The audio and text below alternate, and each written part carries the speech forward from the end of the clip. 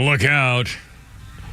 It's only me. It's only the Kimmer. Stand by for Lord knows what, because here we go. 303 with Pete Davis, sidekick producer and sports raconteur extraordinaire.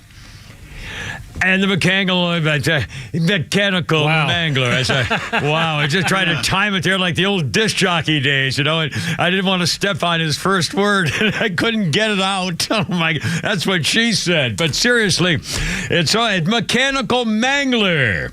Philander at the controls. How you doing, buddy? All right, Pete Davis in the mountains of Macon. What's going on, my friend? Everything all right up there? Caddyshack is back. Caddyshack? Now, what do you mean? Your groundhog. Your groundhog. What happened? Where'd he go?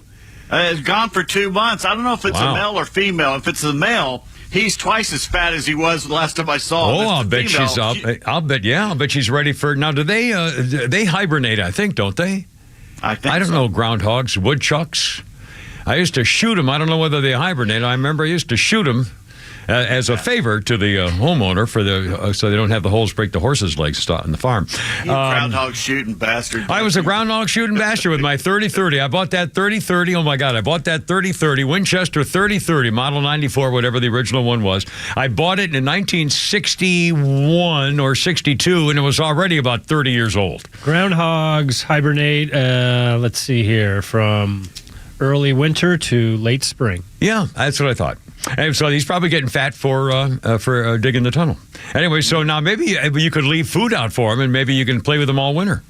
I think the last time I left food out, he left for 2 months, so I don't think he likes my food. Well, no, maybe he was hiding it, though. I don't know.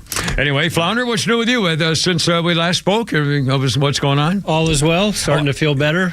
Excellent. And Miss Veronica she's doing good. The sinus thing is improving. Excellent. By the way, here we go again. I'm going to have my camera out ready tonight. I was coming when we come in. I mean, Flounder gets in before I do. I work at home till around 11 or so, or 11:30, and then get ready and then come into work. So when I come in, if there's a concert, which is next door at the Rialto, Regis, or whatever that starts with Roxy, and if there's a concert going on, which is lately, every couple times a week, you can see the crowd already gathering, and you can tell by the crowd and how big the crowd is at noon whether it's a really big concert or something. They're already lined up out there. They've got sleeping bags, and I saw people with big stuffed animals, and it's a kind of a weird, goth in parts, but then Flounder thought it was maybe a country show or something. I mean, I saw the billboard, and it's some young female with blonde hair. Yeah, I got here early this morning because I had to do a podcast at 10, and there were people here at 9:15. Yeah, they were blankets and sleeping bags, so they've been there for a while. The floor is general admission, so that's why they get there early. There you go. And it's called something about the north. It was a takeoff on the snow of the north, or let there be snow of the north, or something like that. I can't remember. But anyway, so I'll try to get video going home tonight, because by that time it ought to be really to figure out what the hell they're all about, because it was a strange looking crowd, very strange. So her name is Renee Rapp. Snow Hard Feelings. Snow Hard Feelings. That's what it was. Snow Hard Feelings. Tickle your ass with a feather? Oh, sorry. Anyway, so by the way, have you ever heard that phrase? Flounder? What phrase? Tickle your ass with a feather? I just did. Pete Davis, you know that phrase, right? Typically nasty weather. Isn't that funny?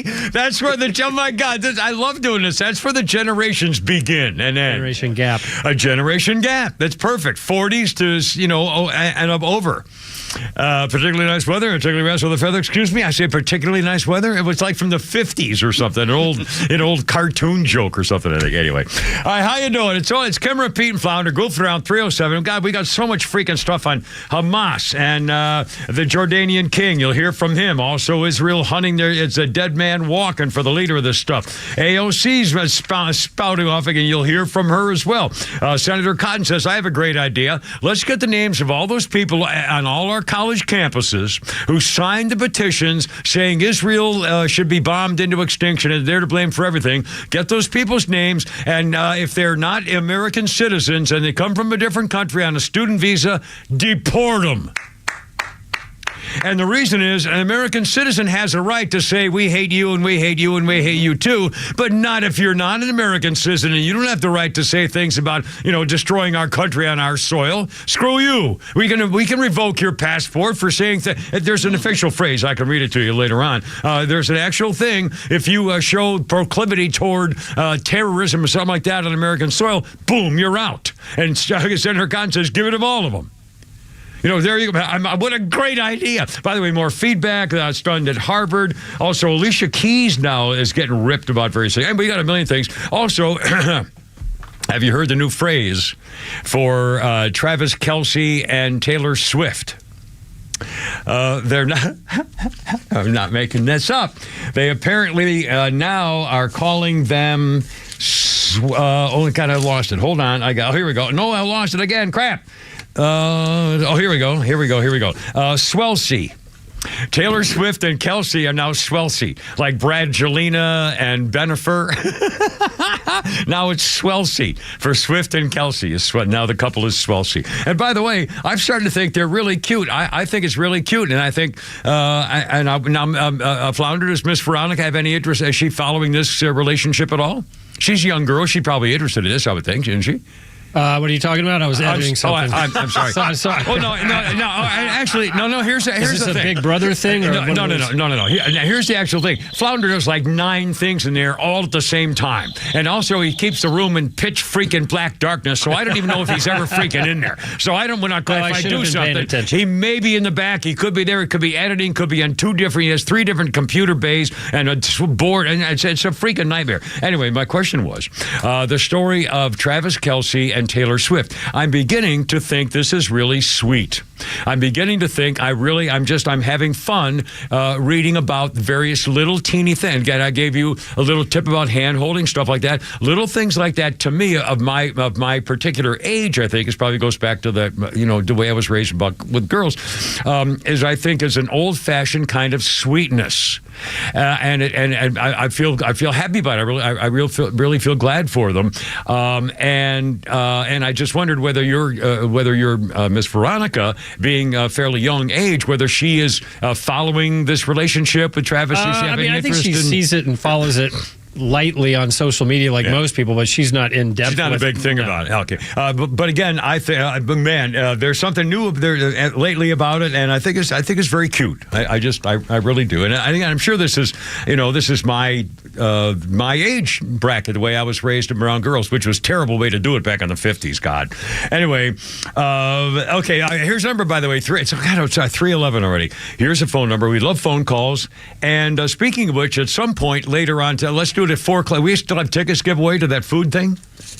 Yes, we do. The final grand tasting of the 2023 Taste of Atlanta is this 2 days from now, this Thursday night, 6 to 10, at the Epicurean Hotel in Midtown. You can go to. Where do they get tickets? Let me try to find what the address is for tickets. Taste of Atlanta. Well, it's got to be something like tasteofatlanta.com or something. I don't know. Yeah, here we go. You can get tickets at tasteofatlanta.com, and you eat with the Midtown restaurants, like 30 restaurants, bars. It's a free dessert bar, all you can drink, wine, beer, craft cocktails, chef demos, live music, Coke Zero, sugar, music, sales, entertainment, 6 to 10 this Thursday night. But we're giving away 2 tickets? A pair of tickets? I think that is correct. Well, at 4 o'clock, after 4 o'clock, sometime after 4 o'clock, we'll announce what to do to get these tickets. In the meantime, here's the number: 404-741-1230.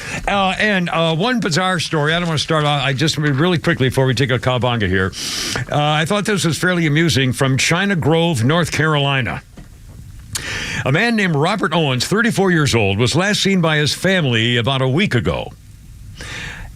Then somebody called the police and found out that actually something really bizarre happened at a nearby home which had been abandoned for a very long time, no power, no anything, which is frequently near home near China Grove, North Carolina, is used by police departments for canine training. And they have dummy bodies in the dog training, stuff like that. Okay, that's the scene. So the other day, the lawnmower, the groundskeeper, was mowing the lawn, and he saw this half-naked dummy stripped down to underwear and socks laying face down in the grass. So he mowed around him. He mowed the lawn around the body, thinking it was a prop or maybe a Halloween decoration or something. It was something used in the canine training for the dummies and stuff. So he mowed around the body until someone else showed up a day later and said, "Oh, that's a dead guy."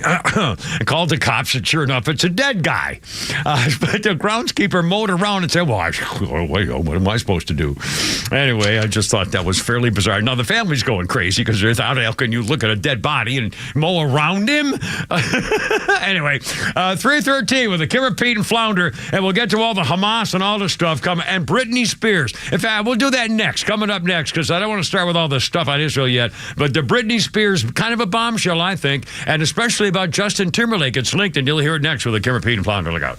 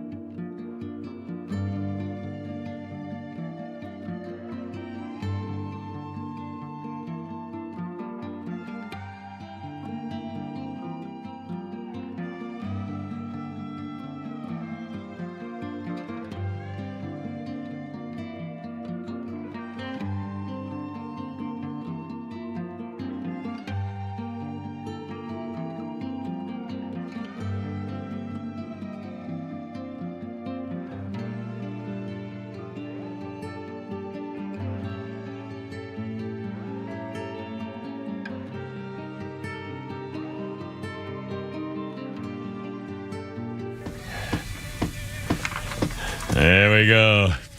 Gary Puckett in the Union Gap. Here, wait, let's play a little song here, and I got a story. I know you want to see me. That's right, baby. It's cold outside. Yeah, just take a little sip of this little liquid for you. Just a little sip if you got. I feel that. Take good care of your love. If you will let me give you mine. Gary Puckett seducing as a boy, oh boy. And the other song was Young Girl, which was basically another seduction song. Get out of here, get away from me, go home to your mama kind of deal. And Gary Puckett, we recently played this because he's 81 years old today, Gary Puckett. And now, Flounder, you had never, I asked you earlier before we started if you had ever even heard of Gary Puckett. Well, I've heard the song Young Girl.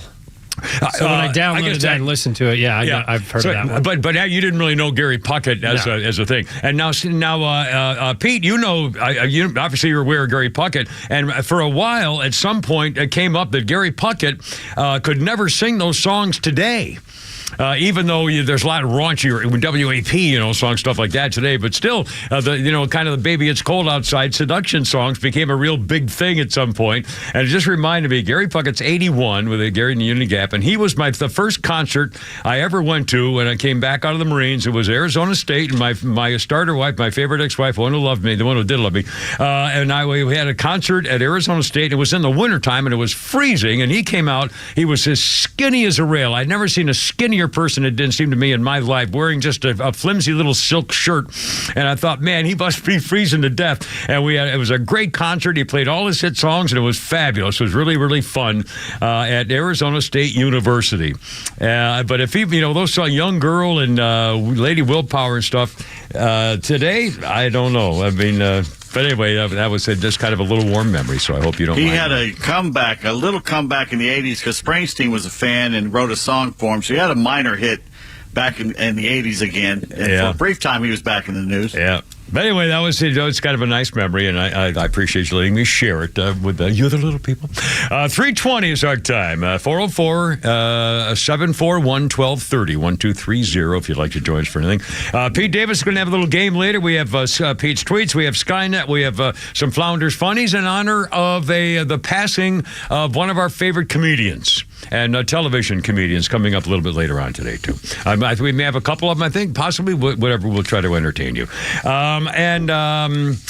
Geez, Pete, do we have to go into all the Hamas and the jury? We got like 9 stories in a row of the what's going on with it. Oh, well, the latest thing. Let's do this. Apparently, the New York Times, I think it is releasing video and has a story just released that apparently the Israelis have bombed a hospital in Gaza City. I'm very suspicious about this because, for one thing, it may have been it was also apparently a hospital and refugee center where people were fleeing, and they couldn't evacuate it because they said the people inside were too sick. That's the early word that came out. But it may have been, it turns out that it may well have been one of the Hamas's rocket attacks that misfired and killed their own people. Plus, this is what they do. They take innocent civilians, including people in a hospital, and they make them, they make them hostages of their own and human shields. And they put them in all the places, hoping that therefore the good guys won't want to bomb innocent victims as human shields. Well, screw you. How about that? It's not, gee, I don't know the difference between a hospital and a training center. I just fly the drone. I mean, if you're going to put innocent civilians where they're going to get killed and you do it on purpose, then screw you. You're all going to hell. I don't have a problem with that. Anyway, but that's one of the latest charges. But first of all, can we do something? Can we start a different thing? I want to talk about this Britney Spears thing. What do you think, Pete? Is that all right with you? Well, may want to talk about the speaker a little bit, too. I'm sorry. I totally forgot about that. That's going down in flames. Jim Jordan, they had the first speaker vote today. They had a quorum. They took the vote. He could only lose 4 or 5 Republican votes if he wanted to become speaker again, and he lost 20. And so now they're regrouping and deciding what to do. And frankly, the whole thing just makes me ticked off because once again, it shows there's no freaking cohesion in the Republican Party. How the hell could they not elect a freaking speaker? I mean, come on. McCarthy voted for him. Jeez, I mean, how could you? And you know what? The problem is. I've been reading all kinds of this crap that's coming on down the wires. The reason a lot of these guys are holding out is because they want more money for Ukraine. Yep. They would say, well, you have to guarantee me money for Ukraine. We can't stop funding Ukraine now because my constituents, I want to be in favor of Ukraine so I can be elected again. And by the way, we got to keep the money going to Ukraine and the new money going to Israel. Yeah. This isn't why they're doing it. Most Americans are against sending any more money over there, so that's BS. No, they want their gravy train to stop. This is the biggest money laundering campaign in the history of mankind. They don't want the gravy train to end is exactly why they're doing this. And by the way, all this talk about the speaker, have you seen anything change in your life because there hasn't been a speaker in 2 weeks? No. It just shows how much the federal government is not needed in most things. Yeah. That most Americans don't need them. In fact, we're actually saving money because they can't send any more money to Ukraine and waste it if there's no speaker. In fact, I'm just thinking, on top of my head, I will bet you that America, basically the American public, has not been directly affected by the office of the Speaker of the House having a direct effect on what happens to American people since Tip O'Neill. going back, or LBJ, going back that far, but even before LBJ. But I mean, really lately, what have they done for any of us? And by the way, this isn't going to mean a lot anyway, because Biden, when they elect him now, it's going to be for less than a year, because next summer they're taking off anyway. So he's going to have a few months to try to work with the Congress that's going to be changing next year anyway, too. So I mean, what the hell's the difference? And frankly, the whole thing just makes me mad. How is it possible the Republican Party can't pick one guy to lead to get rid of all this stuff that's going on in our country? I mean, it's unbelievable. It just goes to show you. I think we're screwed. I think we're probably going to lose again. How about they'll elect that freaking brain Nimrod, mass murdering criminal president again, and probably keep the Senate by 20 this time instead of 2 or 1 or whatever it is. Oh my God, I'm just dying. I can't believe it. It's chaos. These are children. God, it's so ridiculous. I know. It's the end of the republic. I mean, seriously, I literally can't believe it. So what are they going to do now? What kind of deals are they going to make? Again, we're not supposed to be doing this kind of stuff. That's what the Democrats do. But at least they're cohesive. They say, okay, well, we got them now. How about they're laughing like crazy? They're just making fools of us. Yeah. Oh, man. I mean, they're pushing to put Lynn Cheney or George W. Bush in as speaker. Oh, my God. I mean, certain people should be up on war crime charges, frankly, and they're thinking about putting them in as speaker. I mean, it's basically the eternal war machine wants their money, and they want a speaker in there that'll keep spending the money on Ukraine when most Americans do not want to do it anymore. Well, I was driving in this morning, and I'm trying, I'm going between Fleetwood Mac and the news, but I can't take the news anymore. I listen to part of a song of Fleetwood Mac, but the news, and all this stuff about why do we have to do everything? There's Israel's fighting. Oh, well, we better get to board to make sure we take care of that problem. Oh, the Ukraine and Russia having to do, well, we better take care of them. We've spent more money on Ukraine than Ukraine spends on itself. Can I ask a question? Please Why do. is the President of the United States going to Israel in the middle of the beginning of a war? Please. Are they trying to set up for something to happen? No, they're trying to make him look like he's alive. They're trying to make it look like our president's going there personally to take over the control of the show. I mean, what a joke. The man it's a freaking ridiculous excuse of a human being, he's the head of a crime family and a crook and a liar and completely incompetent, run by Putty Tat and Susan Rice and, the whole Jake Sullivan and the whole internal crew, Valerie Jarrett. And now they're going to send him to Israel now? I mean, obviously, they're not afraid of him have his plane blown out of the sky. So clearly it's going to be safe enough. So if it's safe enough, then what's the big deal? If it's safe enough for him to go waltzing over to Israel, and by the way, I can't wait to see the video of that when he gets up from his nap after trying to deal with the time zone, and then turn down the request to go to dinner after the meeting because he's too freaking tired. Oh my God! I mean, what's the point? What's he going to go there for? What's the point?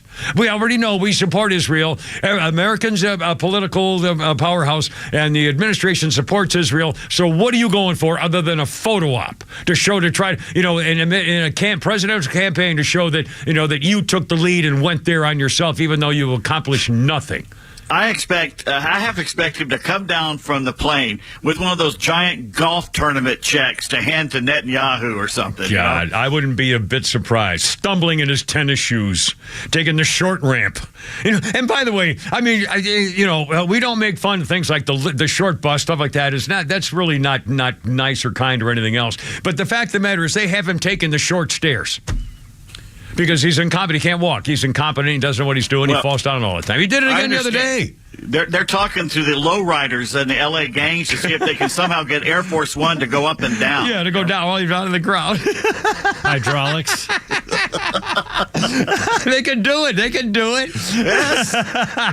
We have the technology. We can rebuild them. Hell, if you could do it in a 51 Mercury lead sled, you sure as hell ought to be able to do it in Air Force One.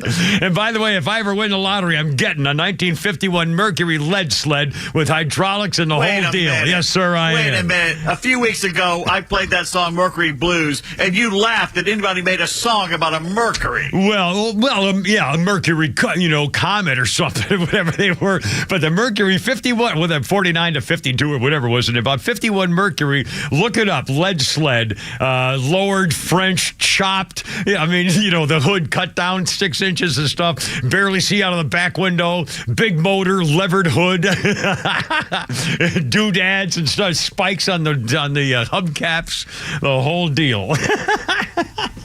Yes, I am. Anyway, 3:29. Pete's got a game for us, too, coming up a little bit later.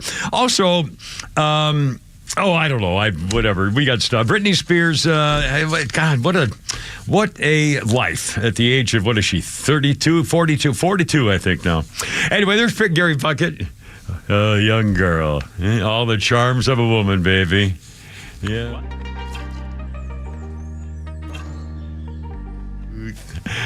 Oh, man. You led me to believe higher.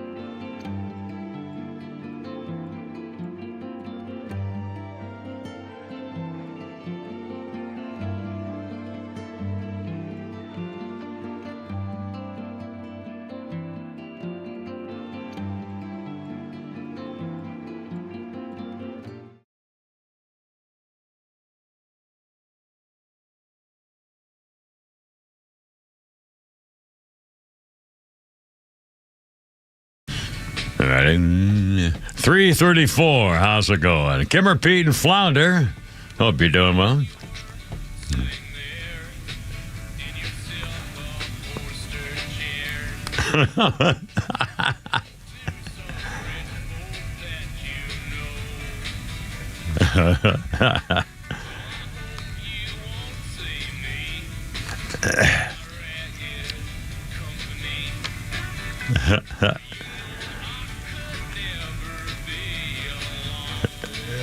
Oh, man, I got quite a drawl you got there. Take me down, baby.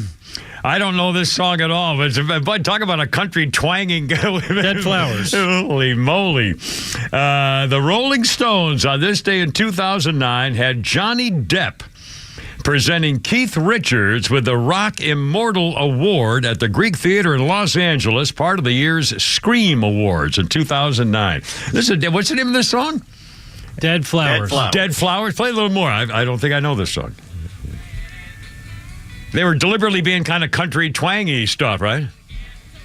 They were once named the #1 country band in England. I think you told me that, and and here they are, the Stones. Wow, cool. Anyway, Kimmer, Pete, and Flounder, 3:36. Quick birthday today. Norm. We all know who that is. George Wendt on Cheers, 75 years old today. And by the way, George Wendt's nephew is Jason Sudeikis. Which is, I didn't know. Anyway, George Wendt is 75 years old. And one quick historical note, I'll bet you know the movie, you may not know the cost.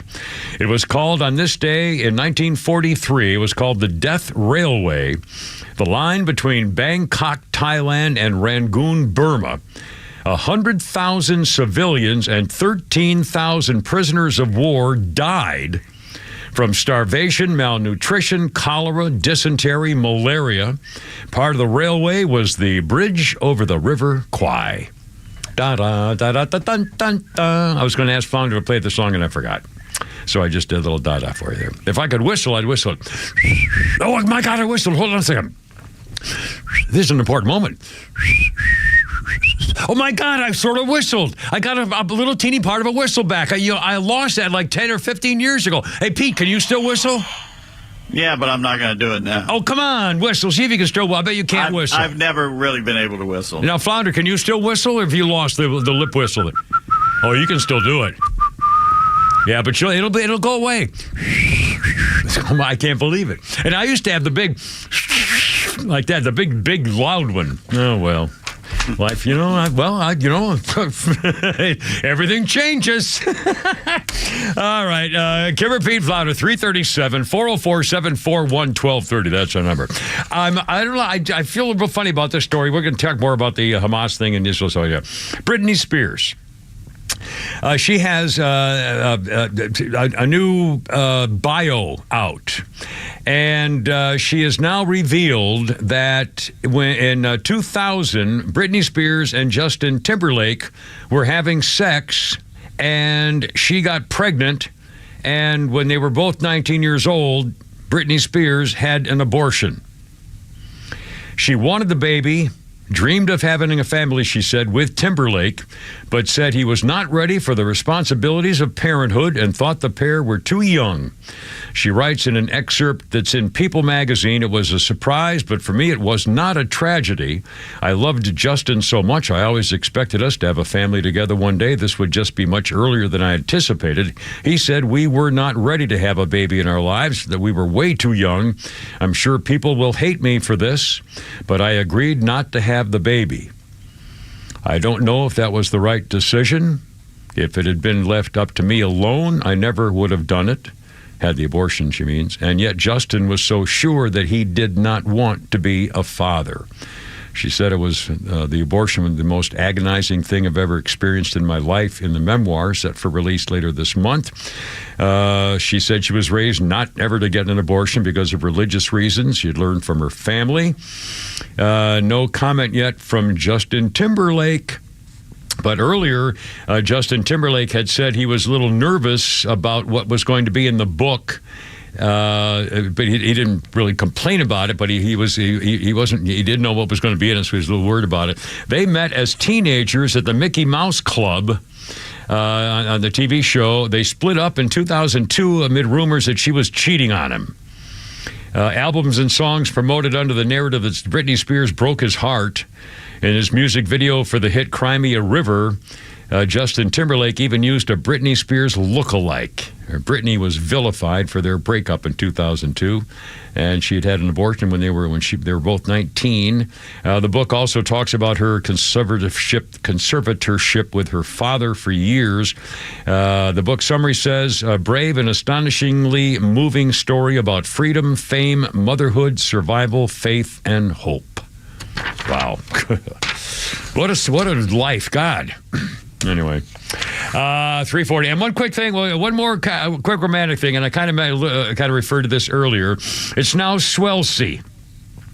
Travis Kelce and Taylor Swift, swirling romance, Grammy Down to Doom, boom, boom, show up together Saturday Night Live after night party over the weekend. Entertainment Tonight says they kissed throughout the evening. They were holding hands throughout the night, whispering into each other's ear. They even exchanged kisses. At one point, he actually told her security guard he could step aside. He says, I'll take it from here.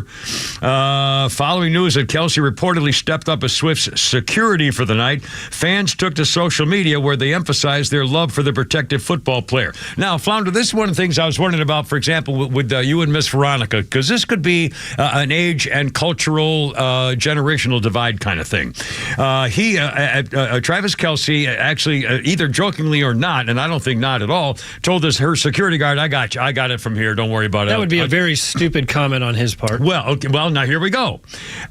Social media emphasized their love for protective football player. Here's a couple of reactions. One, about him telling a security guard to step aside, I'll take it from here. If this is true, oh my God, hot, said one person. Secondly, this is becoming a romance novel, said another. Oh my God, people, he's being a gentleman. Nothing wrong with wanting to protect your woman. That's my reaction. I'm the guy around here. I'll walk on the outside, and by God, they get to you to come through me. I understand that, but the point is it's not realistic. See, this is perfect. I mean, don't apologize. You're absolutely right. And I'll guarantee you, now Veronica may, well, I don't know. You have to ask her. It might be fun. Here's some of the other commentators about this. How about letting the woman who hired the security decide when they can step aside? Or, huge red flag, sorry, her safety is more important than his need to be whatever he just asserted himself to be there. Oh, how about eat me, honey? He's being a man. God, Anyway, Kelsey's more incapable of watching over Swift the entire night.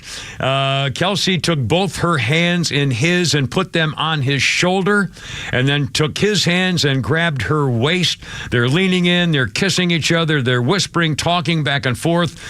Should we do this? Should we do that? They're kissing and touching the whole time.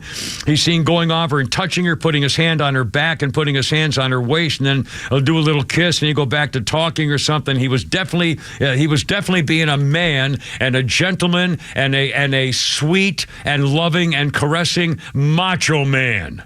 And he's ready to go kill somebody on Sunday without a thought. I mean, and again, that's kind of like what it's like being a real man. You can have feelings and sweetness and softness and nurturing and gentle touching and stuff and still be a freaking macho son of a bitch that nobody wants to mess with. And you have to say, well, leave her to make her the decision. No, you don't leave her to the decision. That's not her decision. That's his. That's what he said. God,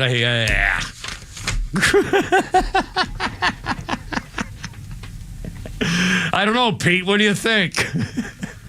I think, considering the fact that the bodyguard is trained to do things that he probably doesn't know about, maybe the bodyguard should have hung around anyway. Well, I think he probably did. I'm not sure. I don't think the bodyguard just called it and I said, see you. Travis Kelce knows nothing about crowd control or anything like that. I know he's trying to be a good boyfriend and all that, but right. The reason I brought it up is because this is, again, one of those cultural and generational divides. I mean, it really is interesting to see where it starts and where it ends. And it's a what do you call it when you study anthropology, an anthropological sort of a research research event here live on the radio. So I thought it was entertaining. And now we'll move on. Now we'll do the war. God, let's do the freaking war. I love the fact that Jordan says, no, you're not coming here. You people ruin everything. I mean, this is really funny. In fact, coming up, you're going to hear the King of Jordan. You want to hear it now? Well, we could hear him right now. King Abdullah II warning of a dire situation in the Middle East. Just a part of the question on the issues of refugees coming to Jordan, and I think I can quite strongly speak on behalf not only of Jordan as a nation, but of our friends in Egypt. That is a red line, because I think that is the plan by certain of the usual suspects to try and create de facto issues on the ground. No refugees in Jordan, no refugees in Egypt. Boom. He said, you need to know right there. Yeah. This is the King of Jordan, which is, Middle East. It's their territory. He's right there. And he's saying, I don't think so. I love their almonds. The Jordanian. They're a little too crispy, crunchy on the outside candy coating for me. But they're very tasty. I will admit that. It's already 4:15. Holy moly with a Kimmer Pete and Flounder. Look out.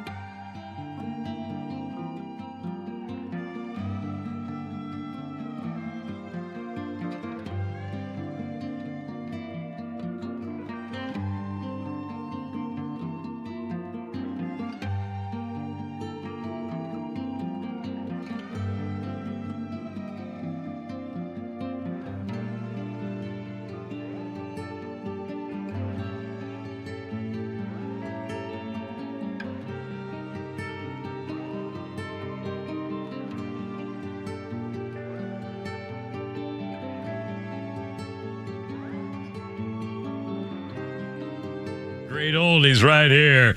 Rock and roll the way it used to be, baby. With the Four Tops playing around us all town of our clown. Sorry, I kind of slipped into a DJ thing there. You da-da-da-da-da-da. Four Tops. Da-da-da. Nobody else. On this day, 2008, unfortunately, Levi Stubbs, Four Tops singer, died at his home in Detroit at 72. He had had cancer and had also suffered a stroke and other health problems, stopped touring in 2000. The group signed with Motown Records in 1963 and had 20 top 40 hits over the next 10 years. They made music history with other acts in Berry Gordy's Motown stable, the Four Tops. Man, they were just terrific. What a great sound that was back in those days. Quick birthday of note, Felicity Jones, little teeny, little cute little actress girl, 40 years old, played Ruth Bader Ginsburg in the On the Basis of Sex movie. I saw that was pretty good. In fact, I must say, I think that was a very good movie. I enjoyed the ending of it and the way she handled the Supreme Court. Also was in the she was star of Rogue One and Stephen Hawking's wife in The Theory of Everything, Felicity Jones, 40. Today, all right, there you go. 351 with the Kimmer-Pete and Flounder. The Jordanian king is warning, don't do it. You can't come. The whole region's on the brink of falling into the abyss. He met with the German chancellor. We got to make sure we don't do that. He's warned of a dire situation if the conflict between Israel and Hamas is allowed to spread to other countries like his in Jordan or Lebanon. And the German guy says we have a common goal to prevent the conflagration in the region. Israel's deploying tens of thousands of troops on the border, preparing for a full-scale ground assault soon, assumingly. Thousands are at the Gaza border with Egypt, and the only one not controlled by Israel. And Jordanian king says, no. Cairo and Jordan are not going to accept you Palestinians fleeing Gaza. Coming to Jordan refugees, no, sir. It's a red line, and that's the ball game. And like Pete said, that just hear that. Just hear that from there, and you know very well. Also, Israel now is targeting the leader, Yahya Sinwar, I'm not sure how you pronounce it, as the leader of Hamas, who's the butcher of Khan Yunis, known as the violent, cruel torturer against all of his enemies. He's 60 years old. He spent like 20 years in jail in Israel for killing a couple of Israelis, then got out and became the leader of Hamas, and he's basically the torture king. And by the way, this is pretty funny now.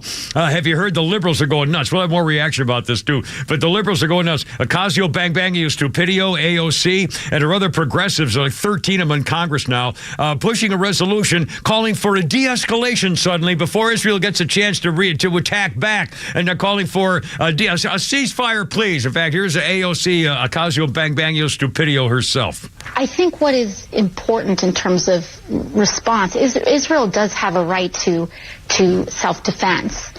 I think what we need to take a look at in this situation is if collective punishment qualifies as defense, if the blockade on water, food, electricity, if the dropping of white phosphorus, which is an indiscriminate weapon, qualifies. So I do believe that there's a discussion to be had here. I don't believe that an either-or approach is what is necessary, but we should identify what our goal is, which is the cooling of tensions in the region. Israel's goal is to rid the region of Hamas. They've been very clear about that.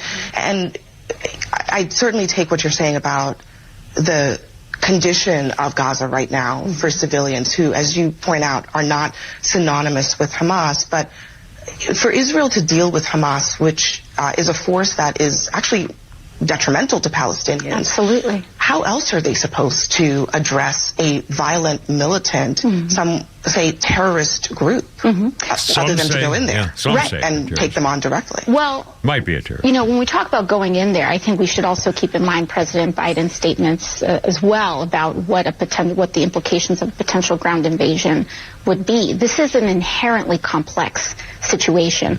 No, stop. Give me a freaking break. Word salad. There are 13 of them in this little group. They all know the collective punishment of Palestinian war crime.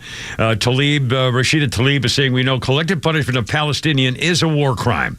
So, fighting back is now a war crime by Israel.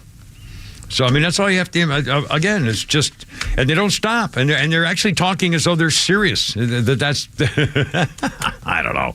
Anyway, 355 or 354, something like that. And also, Senator Cotton has a great idea about what to do with the foreign nationals who are in and go, what happened? I forgot. Flounder, what's up? Well, it's Norm Macdonald's. Did you say it's his birthday? Today, it was Norm Macdonald's birthday, born in 1959. He died 2 years ago. It doesn't seem like that long ago. One of our favorites, and Norm Macdonald, of course, one of our favorite comedians. So, as most people know, he had he was very verbal about the OJ murder trial. So here's a nice little montage of some of that.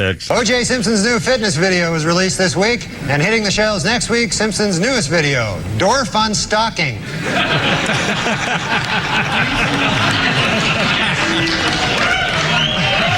Dorf on Stalking.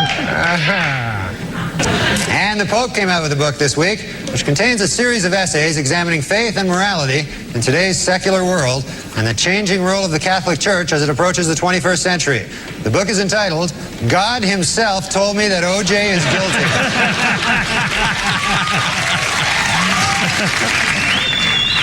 In his book, O.J. Simpson says that he would have taken a bullet or stood in front of a train for Nicole. Man, I'm going to tell you, that is some bad luck when the one guy who would have died for you kills you. That's probably... You don't get worse luck than that. Judge Ito was interviewed this week by a local TV station in Los Angeles. Asked by the interviewer if it was appropriate for a supposedly impartial judge to be on TV with his case still pending, Ito said, maybe not, but how appropriate is it to kill your ex-wife?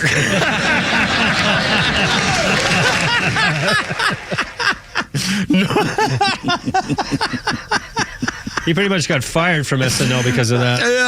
Yeah, it's unbelievable. I mean, SNL used to be that. That's what they did. Well, O.J. Simpson personally complained. Yeah. Yeah, I'd forgotten that. Just, like that should have made a difference. Anyway, that's just sort of typical. Hell, I remember when they were making fun of John Belushi when he was playing one of the characters, and he was led around by Dan Aykroyd, and Belushi and Aykroyd would turn him around and stuff something up his nose, and he'd turn around, and he had sugar all over his nose like it was cocaine, and it was from eating a powdered donut. But I mean, I'm sure it was cocaine. It probably was cocaine at the time because he was high on cocaine when I interviewed him in my studio in the 1970s, I guarantee you that. Anyway, 357, Kimber, Pete, and Flounder. Let's see. Oh, by Alicia Keys. Have you heard about this Alicia Keys thing concerning the an Instagram posting that she had to take down? Alicia Keys, Grammy Award winner, singer, 42 years old, has a Jewish music producer jumping to her defense. She has been told to prove it herself if she really claims that she's been accused of making a sick ode to Hamas on Instagram.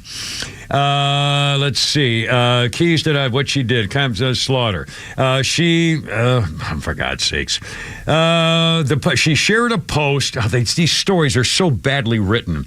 Released a statement. Remarks nothing to do with Hamas. Leaped to her defense. Notified the message. He still haven't said what the message is. I'm third way down to the thing. Making wings. October. Here we go. October 7th, the deadliest attack on Israel in decades happened at the Supernova Music Festival. Gunmen flew in on paraglides, killed hundreds of Israelis. Okay.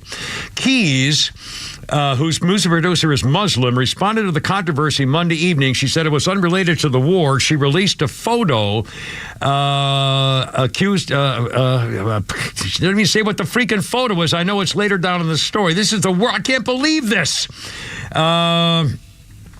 Message needs to prove itself, appearing to winking at them. For God's sakes. She was wearing a green leather jacket with black and white highlights, colors some say were reminiscent of the black, white, green, red seen in Palestine's flag, and she captained the post. Here's what her question was. What would you do if you weren't afraid of anything? Tell me the truth. I've had my eyes on paragliding, and added 2 sets of emojis of eyes. Well, people are saying she was making a subtle reference to the paragliding Hamas murderers used in the attack on Israel. And they shared her post and wrote, in now deleted tweet, Alicia shares a post trying paragliding if she wasn't afraid of it. Talk of an anti-Semitic post. My dear friend Alicia Keys is up in Instagram. Anyway, she's saying, "Oh my God, I'm so sorry, I didn't mean it." And they're saying, "The hell you didn't mean it. Why? How could you have not identified all of a sudden paragliding? It's kind of been in the news." Anyway, 4 o'clock. Clever Pete and Flounder. I think I'll rewrite that story during the break. Jeez.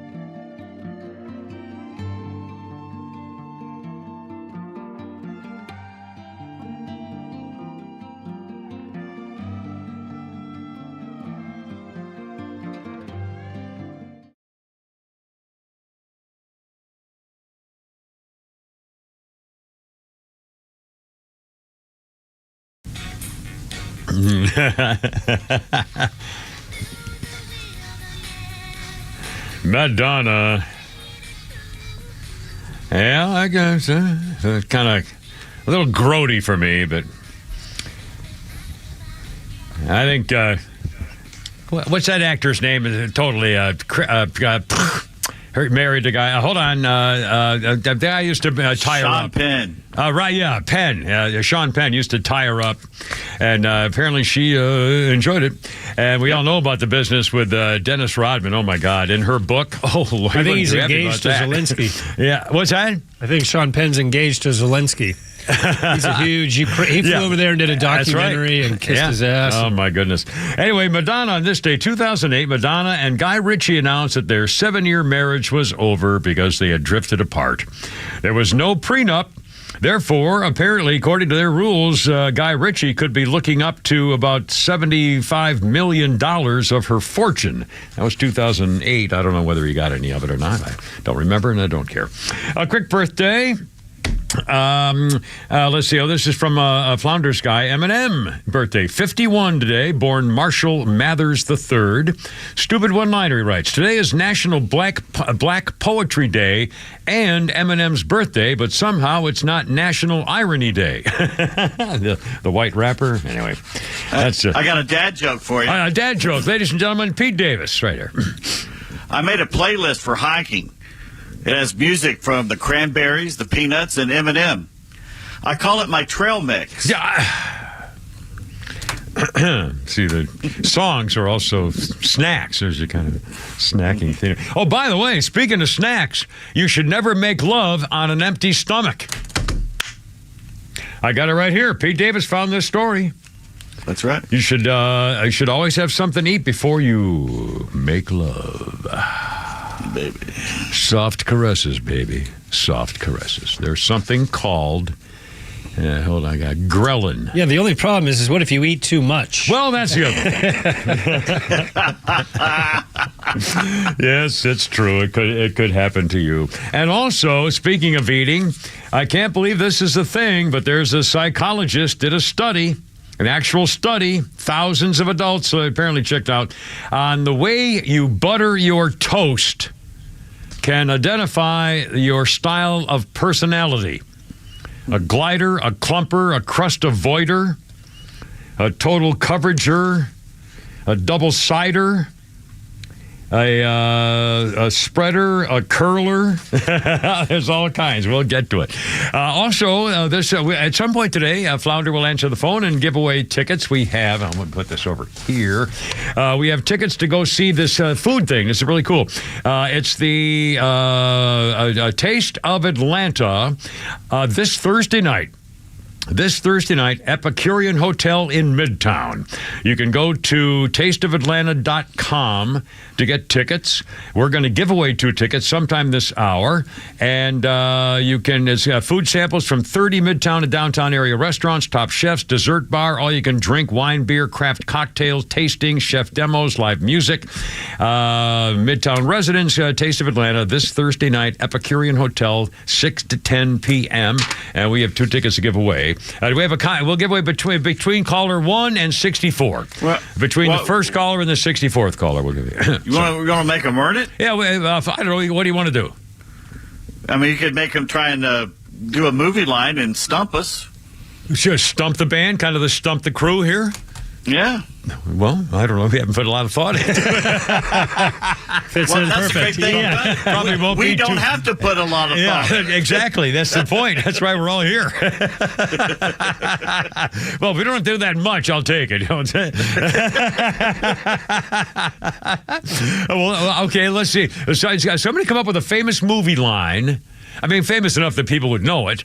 Yeah. Obviously, can't say, hello, how you? That can't be that. I mean, a famous movie, and we have to guess the movie, or who said it, or both, or one. Do we want to do a particular genre? Well, something in the last, where we're familiar with it. That's obviously. a good idea. How about today, Westerns? Okay. A line from a Western movie.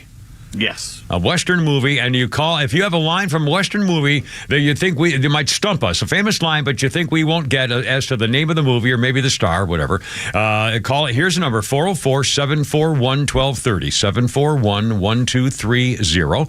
And when you call, we'll put you on hold and you can hear the show, so you're not going to miss anything. And then at some point, we'll do that. So you can call now or later. Whoever gets on and gives us a line, we'll get the tickets. So the 2 tickets to the taste of thing. Yeah, we can do it now. Also, and we'll do more on the Hamas stuff, and I think this Senator Cotton idea is great. Find out all the people who signed all those things on the college campuses hating Israel and saying what we should do to help Hamas, and find out if they're illegal and they're here on student visas or something, kick them out of the country. In fact, while I'm thinking of it, it's Students for Justice in Palestine, Harvard Palestine Solidarity, all these kind of groups, George Washington University, Virginia, Berkeley, all these kind of places. There is a rule swiftly removing and permanently barring any future reentry for any foreign student who signed onto or shared approvingly the anti-Semitic letter from the Harvard Palestine Solidarity. A good place to start. All right, we got some callers. Okie dokie, let's have a little contest. We'll take line one, Flounder. Let's see. Who, I don't know who this is. It says I'll say Danny Warfield. Hello, Danny. Caller one, you're on the radio. Who's this?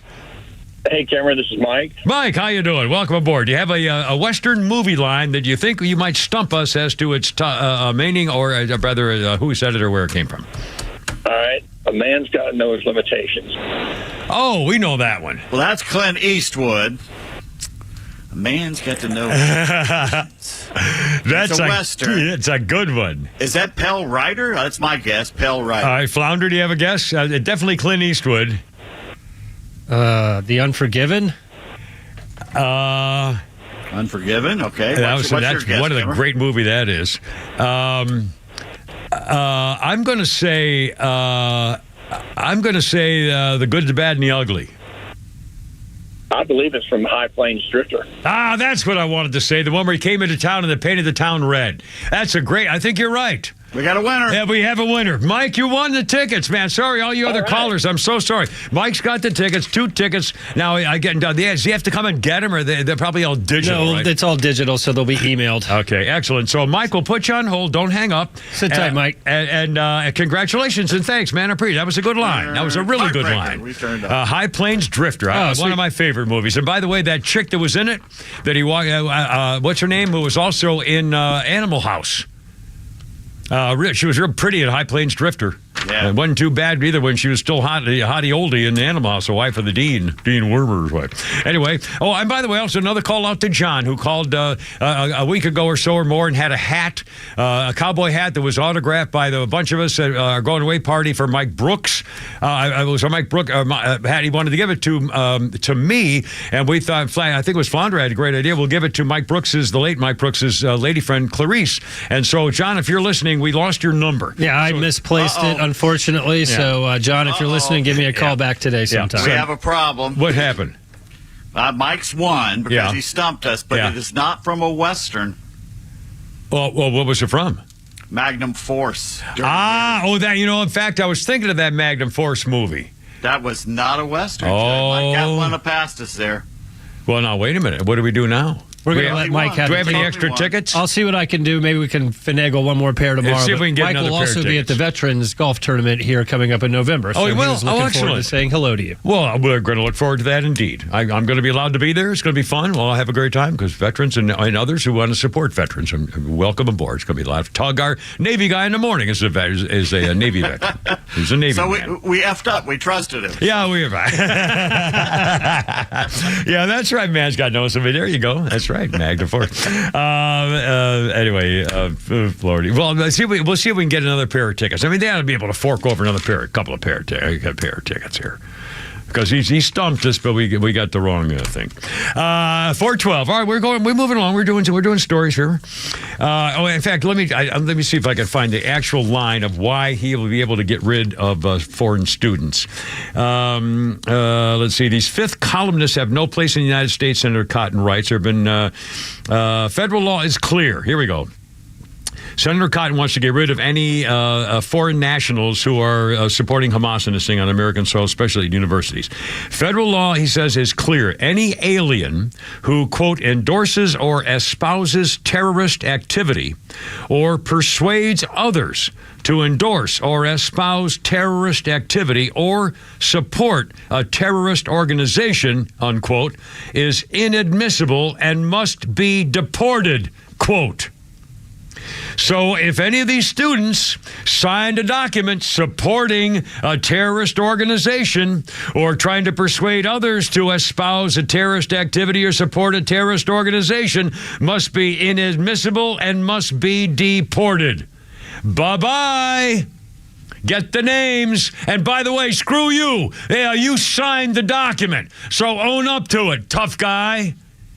Yeah, you believe that? You signed a document. You believe it. We believe you. Okay, we believe you now. You showed us who you are. You signed us who you are. You showed us in writing who you are. We believe you. Get out. get out of the country, kick them out. It's right there in federal law. And you Democrats let these people in, by the way. God, by the millions. 414 with the Kipper, Pete, and Flounder.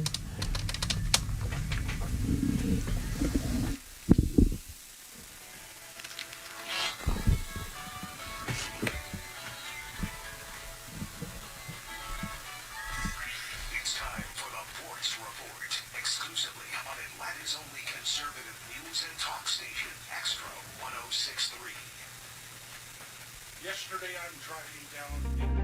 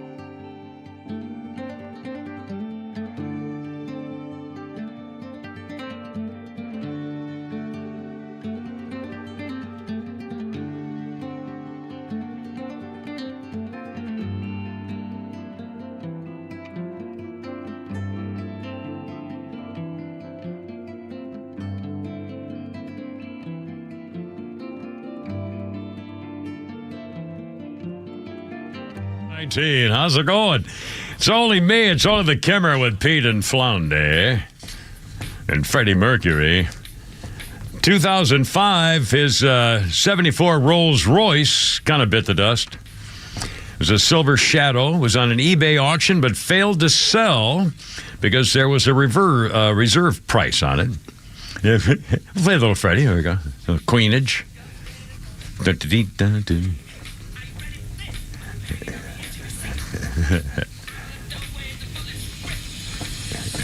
All right, look out now.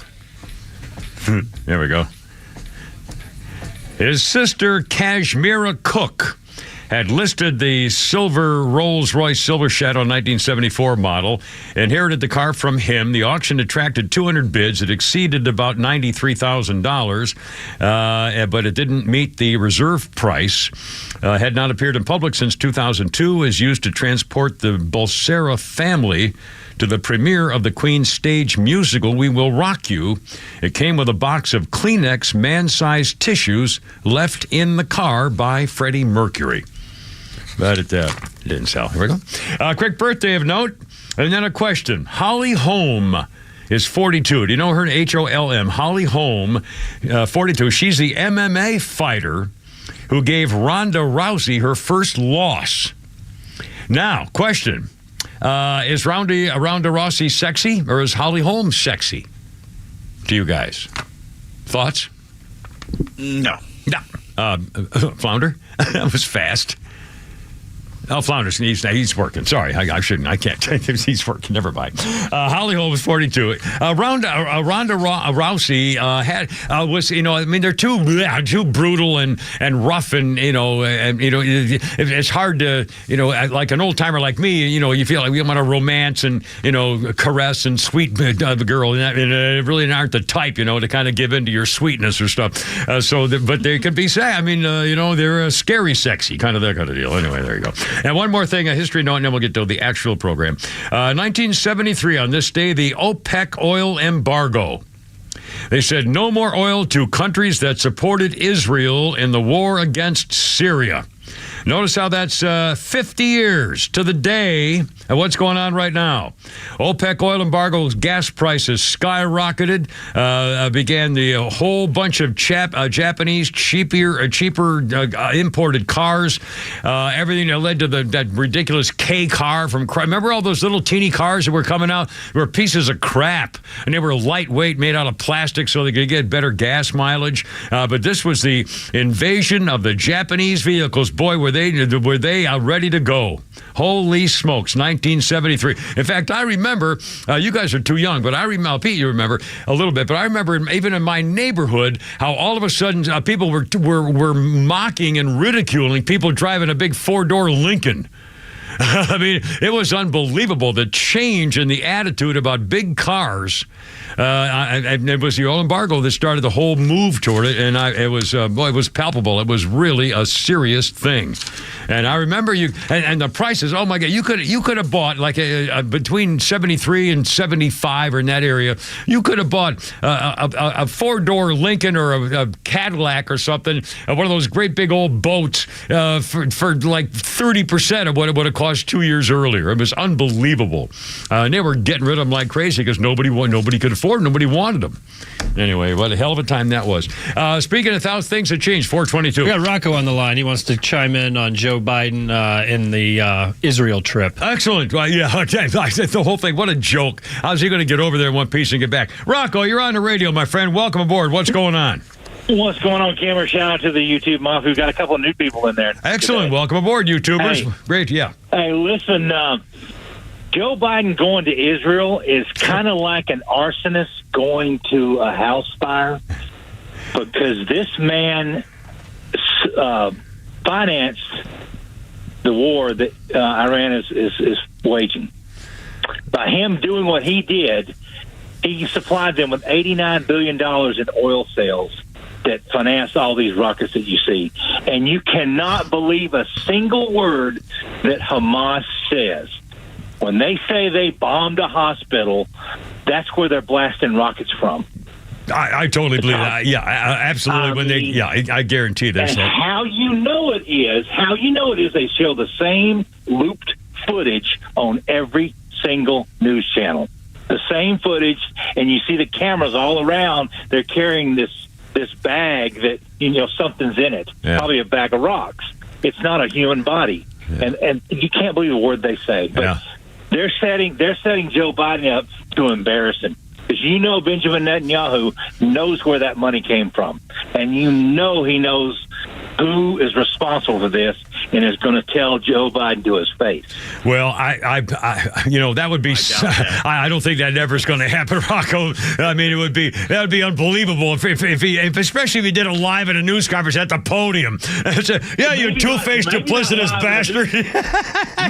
Maybe not live at a news conference, but he'll make it known. They've already canceled one of the meetings he was supposed to have with 2 or 3 countries. They've already canceled one of them. I know. This leader said, I'm not meeting with him. It's such a joke. I mean, for one thing, there's nothing to prove. There's nothing to do. They've already given them all the money or whatever they need. You can have it. So what's the point? It's a dog and pony show. It's all political, and there's no other reason for it. And there's no reason militarily. There's no reason for strategic operation planning or anything. He doesn't have any kind of sense of anything that's going on, and he's only there to deliver, a couple of speeches to show what a brave leader he is. He came into the war. By God, I swear to God, if he shows up standing up in an armored personnel carrier wearing a helmet, I'm going to Washington to slap his face. I guarantee you, he will say something about Golda Meir. Of course.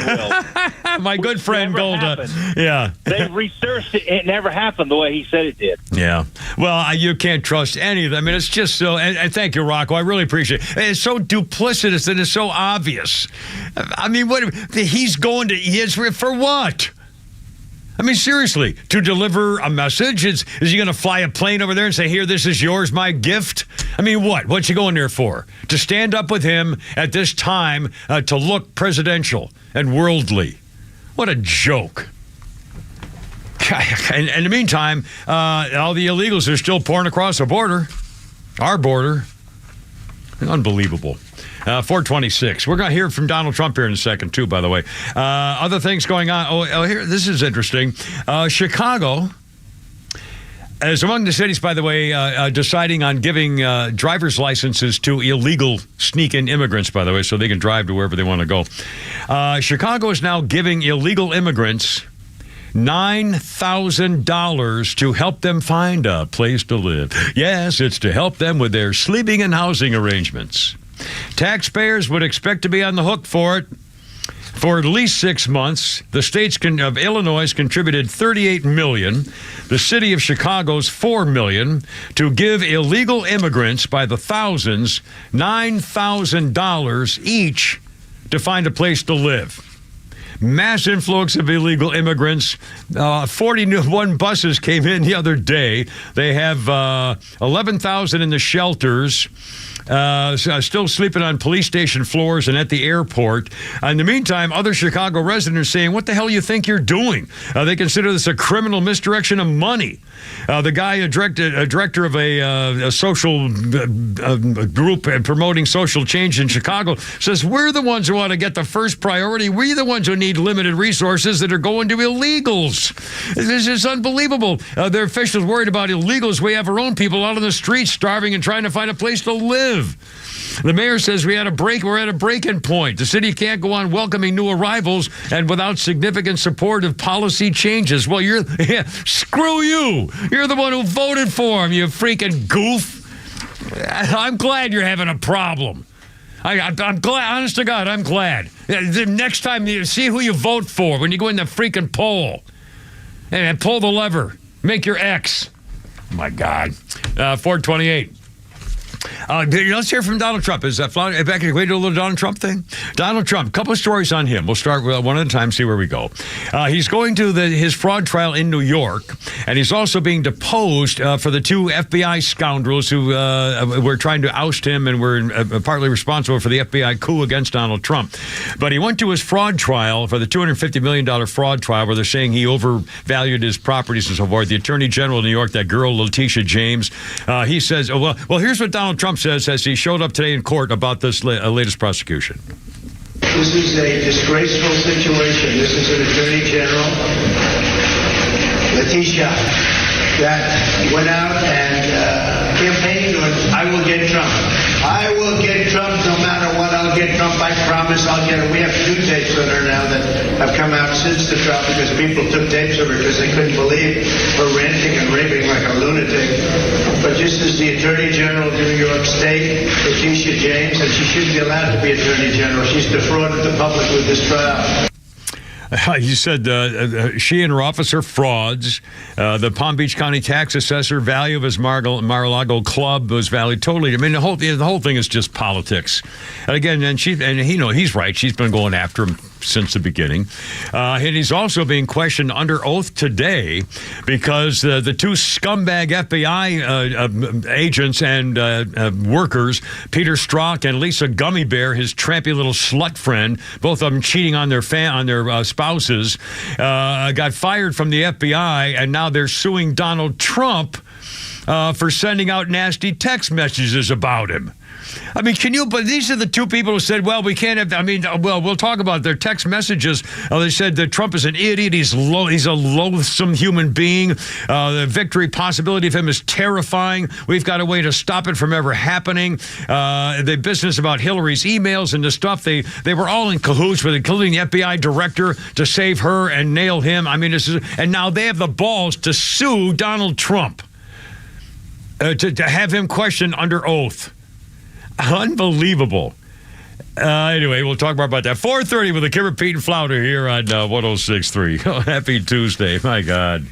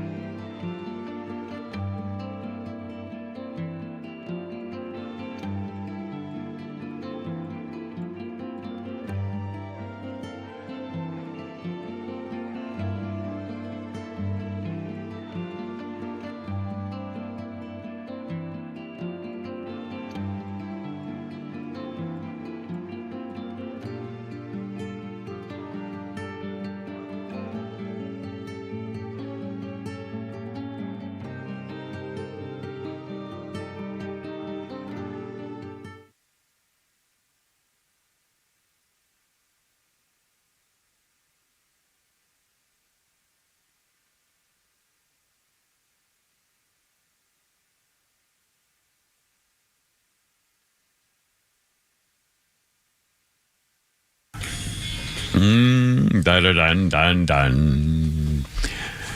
At 4:36, so the Kimmer, Pete, and Flounder, 106.3. Look out. I almost got that down there for you. The year was 2000. A flat in Montague Square, London, once was owned during the 60s by Ringo Starr, went on the market for about $700,000, 2 bedrooms, 2-story property, was also the home for Jimi Hendrix. I think you were hearing some of him there. Also, John and Yoko and Paul McCartney all owned it for a while, lived there in the 1960s. Let's see, a quick birthday of note, Mike Judge. Famous name, 61 years old. Mike Judge is the creator of Office Space, Beavis and Butthead, King of the Hill. He does the voices for Beavis and Butthead and Hank Hill. Mike Judge, 61 today. And historical note. Let's see. Oh, this was a big one. 1777. American rebels defeated the Redcoats at Saratoga, New York, a turning point in the Revolutionary War. 1777. Okay, so, by the way, 404-741-1230, 1230, if you'd like to join us. Always love your phone calls.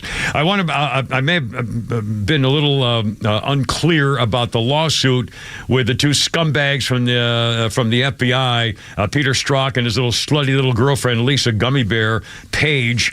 She quit on her own, eventually. He was fired, and Peter Strzok and she are both suing the Justice Department for releasing information about them and text messages and so forth, saying that they were treated badly. And Peter Strzok says he was fired inappropriately for exercising his First Amendment right when he and Lisa Little Slutty were trading their anti-Trump messages. And by the way, in case you forgot, just for the record, remember, they were doing everything in their power to try to... We have a plan to make sure Trump will never be elected or will be thrown out of office. It was clear. It was from the very beginning. And they were both with the FBI. And this was going on like in 2018 when he had to resign. Strzok was a lead agent in the probe into Hillary's Rodham P. Sticky Fart Cabbage's use of the email. Peter Strzok was the lead agent in that case, and they let her get away with everything. Never put her under oath and had to bring a lawyer in when they talked to her and say, "Oh, nothing to see here." Well, then they disclosed to the Justice Department. Strzok got removed from the case and then eventually fired. But the Inspector General identified numerous flaws in the investigation, but he did not find any evidence of partisan bias. Excuse me? After when they wrote the words down, they were texting each other about this scumbag. We got to get rid of him. We can't have his president. Oh my God, and there's no evidence of bias. Holy criminy! I mean, every time I think about that, and it was true then, and it was true now. They more than one time they said, "Well, there's an investigation," but there was nothing that would have made any difference in the outcome. Oh my God! You got to wonder: are they delusional to think that we will continue to believe them when they talk, when they do things like that, or are they just insane? I mean, honestly, no evidence of partisan bias. They said they were biased. I mean, they wrote it. I know. And they look you in the eye and say, "Believe us when we say this." It's like, why should we? You're liars. Oh, at least there's some evidence. Yesterday when I came in, what's today? Tuesday. Yeah, Monday was the day after I had my car thing, and I finally got rid of the rental car and got my flat tire stuff. There was an FBI, a guy in a suit with wingtips, jumping over the wall on parking lot 3 here when I came in, and he's screaming into his shirt collar, "The rental's gone! The rental's gone!" He's back in his own car, and then he's leaping over. And I swear to God, he turned around and said, "Sorry, Kim. We're just following orders." I swear to God, these people are still trying to put something in my trunk. They're trying to get me. Anybody who's, is calling on the FBI and that Chrissy Ray, you dirty, stinking, freaking coward, you freaking liar. You dirty, stinking liar, FBI director. How about that? Yeah, put me on your freaking watch list. You punk. Dirty, stinking liar. You were behind all this cover-up. You're behind the January 6th cover-up. You're behind the January 6th hidden secret agents for the FBI behind all of it. Allegedly. Allegedly my ass.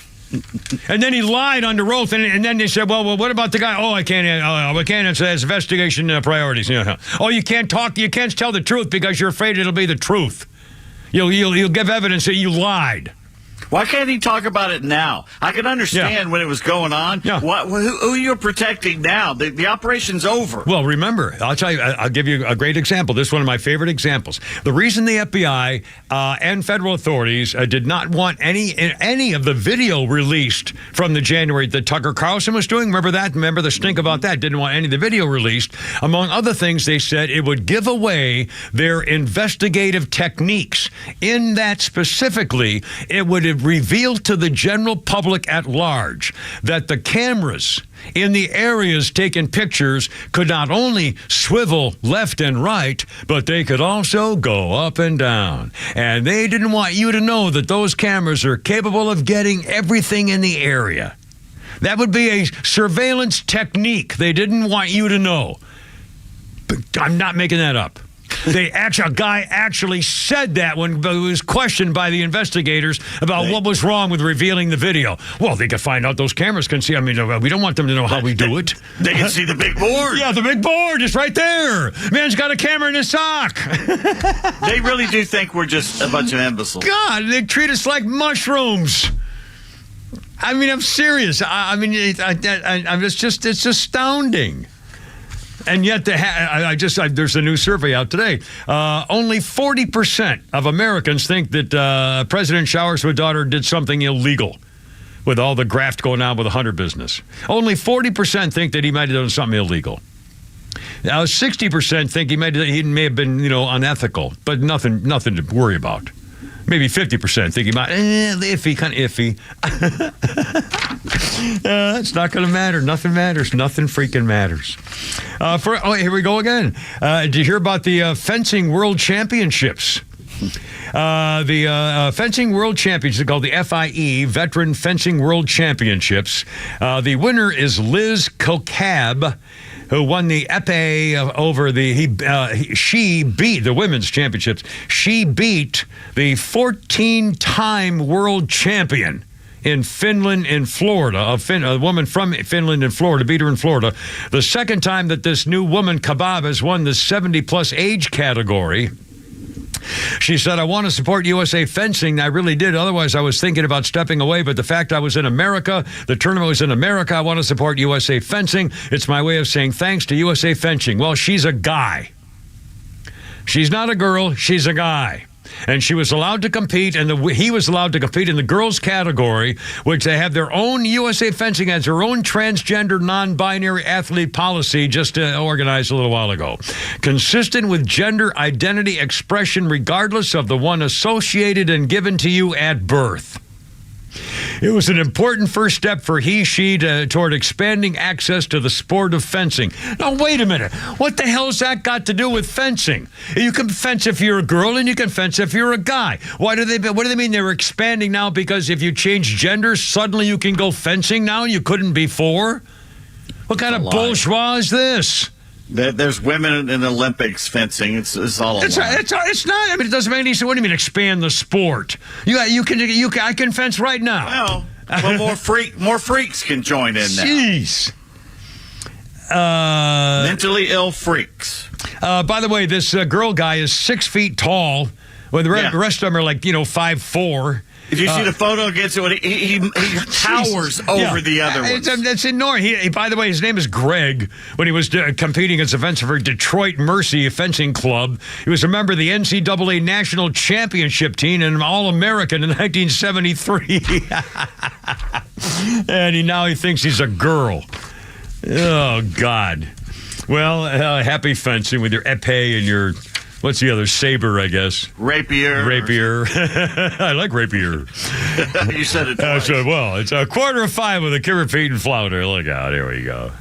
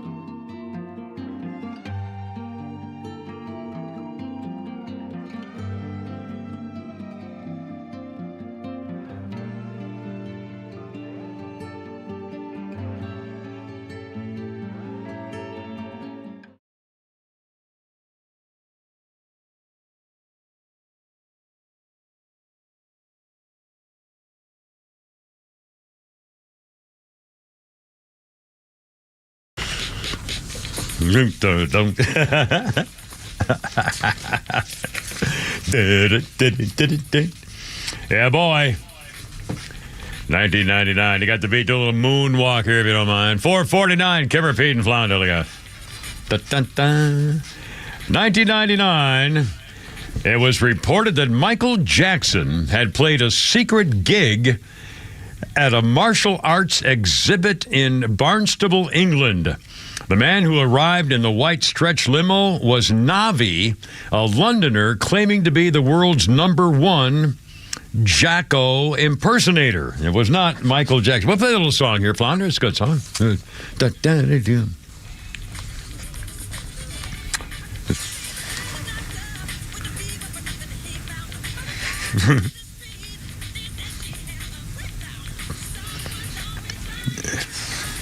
I liked a lot of his songs, I have to say. And I don't know why I'm surprised when I think about that, but I really did like a lot of his songs. Now, you guys think that Prince was a better entertainer than Michael Jackson? Yes. Yes. Wow. He's more talented, I thought, in several different areas. You know, it's I couldn't. I know the purple beret. Was it purple rain? What? Purple rain. Purple rain. Raspberry beret. And what's the raspberry beret? Purple raspberry beret. That's the one. The reigning raspberry beret, purple rainer. That's all I know. I know the two titles. I don't know anything else. And he had that giant chick, that 6-foot giant model, Apollonia. Yeah. Oh my God, a little too much woman for me. I know that.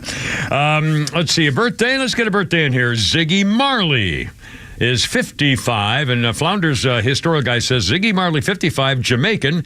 Considering who his father is, he probably enjoys toking grass. Well, of course, if you're in Jamaica, my God. Last time I was in Jamaica, of course, I was not alone at the time. I don't remember that part. You can mention that. No. You can't go down the road. If you're in a rental car, and one of those pink Jeeps, wherever you get to play. If you're an obvious tourist in Jamaica, when you come to a stoplight, 9 people are going to be running up to your car with sticks of marijuana. Saying sticks, I mean, like it's like a corn cob of marijuana. Saying $100. I mean, you can't go 50 feet with that was many years ago, but still, and everybody was high. I mean, everybody. All right, well, I'm just saying. No, I'm not complaining. I'm just saying if they make it legal here, there are going to be a lot of problems. Let's see. 1931, Al Capone was convicted of income tax evasion, sentenced to 11 years in prison, released 8 years later. Al Capone died a powerless recluse in 1947, spending the rest of his life as an invalid crippled by syphilis. You can grow up to be a powerful, old, promiscuous mobster if you're not careful. Anyway, and of course, he was at Alcatraz, and we all know the story of Al Capone. By the way, Atlanta, yeah. Atlanta Penitentiary. In fact, isn't that where his final prison, I think, was there, wasn't it? Well, I know Alcatraz. Yeah, they brought him to Atlanta first. They brought him to Atlanta, and they brought him on a train, and they took the tracks right up to the wall, knocked a hole in the wall, and took the train in to take him out because they were that afraid of an escape or something, breakout. And they said he lived like a king inside there. Yeah. Isn't that why they put him in Alcatraz? I think was after that, wasn't it? Because he was doing whatever, he was still running everything, and it was treated like royalty. And I think that's why they transferred him to Alcatraz, if I'm not mistaken. I could have that backwards. Anyway, and one quick kind of a horrible crime thing here, but it's worth pointing out because I think it's important to realize. The story that a 14-month-old little girl was left in the car as mommy went in to clean somebody's house in Newton County. This was last week.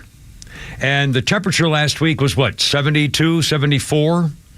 The mother, 29 years old, of Clarkston, let her daughter, mommy, in the car alone while she went to clean a house. 4 or 5 hours later, came out and then said she was sweating in the car, and she drove to a nearby cemetery waiting for the traffic to clear, and then realized it was hot in the car. My mother said she was sweating but thought everything was okay, and then realized she didn't know how to turn the air conditioning on in the rental car she was driving, and the baby died. And the experts are now saying in 2022, 36 children died from being left in vehicles.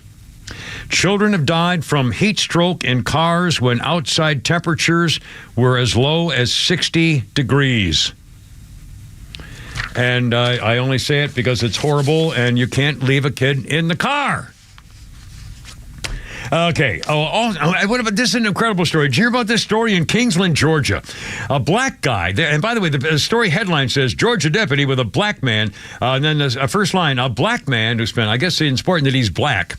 A black man who spent more than 16 years in prison in Florida on a wrongful conviction was fatally shot by a sheriff's deputy in Georgia yesterday during a traffic stop. Holy crap. 16 years in prison in Florida for a crime he didn't commit. He gets pulled over by a cop in South Georgia after being released by the Innocence Project of Florida. A Camden County cop pulled him over along Interstate 95 near the Georgia-Florida line. He got out of the car at the deputy's request and was cooperative at first, and then became violent after he was told he was being arrested. He came at the deputy. The deputy shocked him with a stun gun. He kept assaulting the deputy anyway, so the deputy used the stun gun a second time and then used his nightstick trying to beat him to submission. And then when that didn't work, he drew his gun and shot him. Why was he being arrested? Doesn't say. What prompted the arrest or what pulled him over does not say in this report. Obviously, the GBI is investigating any police shooting. But one of his friends who helped get him out said, even when they're free, these people, when they get free for even wrong conviction, when they're free, they always struggle with the concern, the fear that they'll be convicted and incarcerated again for something they didn't do. He was convicted of an armed robbery of a drugstore in 2003, was sentenced to life because he had a previous robbery conviction. So he wasn't a newcomer to crime, but they say the conviction he got convicted of was not proper. And in June, here's another thing. Okay, 16 years in prison. He gets pulled over and a traffic stop, fights a cop, tased once, tased twice, nightsticked, and then shot to death. When he got out last June, Florida Governor Ron DeSantis signed a claims bill granting this man compensation for his conviction and wrongful imprisonment plus educational benefits. He lived in a suburb of Atlanta, and he was awarded $817,000. 16 years in prison, $817,000 in the bank. Free and clear. I don't think he paid taxes on awards from the state.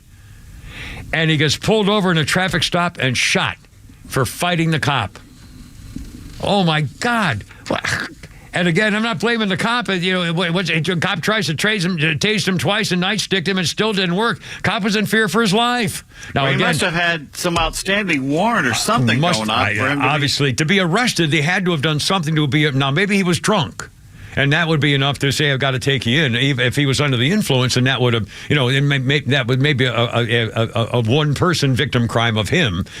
So again, I don't know. Again, doesn't say. Well, who wrote that? It doesn't say. I don't think it says here either. I got it off the wire. Probably. Well, no, hold on a second. That's just bad journalism, but they didn't say why he was being arrested. Yeah, I don't. It says the Georgia investigation pulled him over.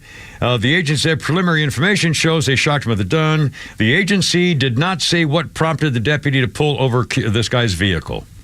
So it's that the GBI is investigating, but they're not talking about what led to it. So they must. Why would they must know. hide that? The reason he pulled him over should be, They would think. I mean, that's automatic. You would think that's automatic. The first thing you do is what happened? Why did he get pulled over? Right. And so there must be a reason for it, and maybe I don't know. I can't speculate because I don't know whether they're embarrassed or they didn't want. I don't know. I don't know. Also, almost out of time, but I want to get remember the story. Remember last Thursday we had the audio from Shannon Burke down in Florida talking about that Clayton County commissioner who claimed somebody slipped her a Mickey at the bar. Felicia Franklin, who by the way is running for chairman of the Clayton County Commission. She was at this bar. I want to mention the name because it's not fair to libel the bar because they didn't do anything anything wrong. She claimed that she got slipped a Mickey and then demanded an investigation. It's crucial for the moment as a catalyst for change. I'll be working with authorities to find out what happened. Well, they found out what happened. She was drinking all night. She had 5 drinks, including the one they call the home run, which is all kinds of stuff mixed in together. 40 proof Hennessy and half-ounce proof of Grand Marnier. She was seen dancing and singing to the band's music. She got up on stage joining the band at one point. Her last drink was from one of the band members, came over to her table, and she started drinking his drink. She stumbled over to outside the establishment to a bench, which is where they found her lying in her own urine. And when they got the police to show up and the paramedic team, she barfed all over them in the ambulance. And then started screaming and cursing at the EMTs, grabbing at the guys trying to help her. Slipped a Mickey my ass. She was drunk and also had been smoking weed, according to her urine test. Dun-dun-dun-dun-dun-dun. Perfect commissioner for Clayton County. Look out, Kimmer Pete Flounder. It's 5 o'clock already. Look out.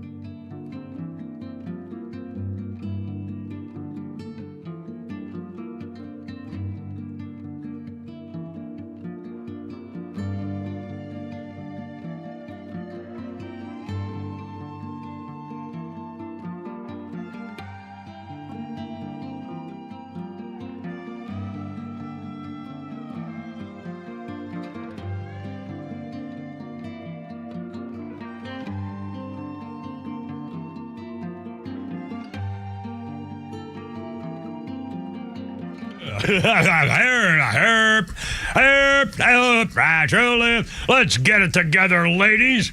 Left shoulder, right a blank, ready on your dog. Target.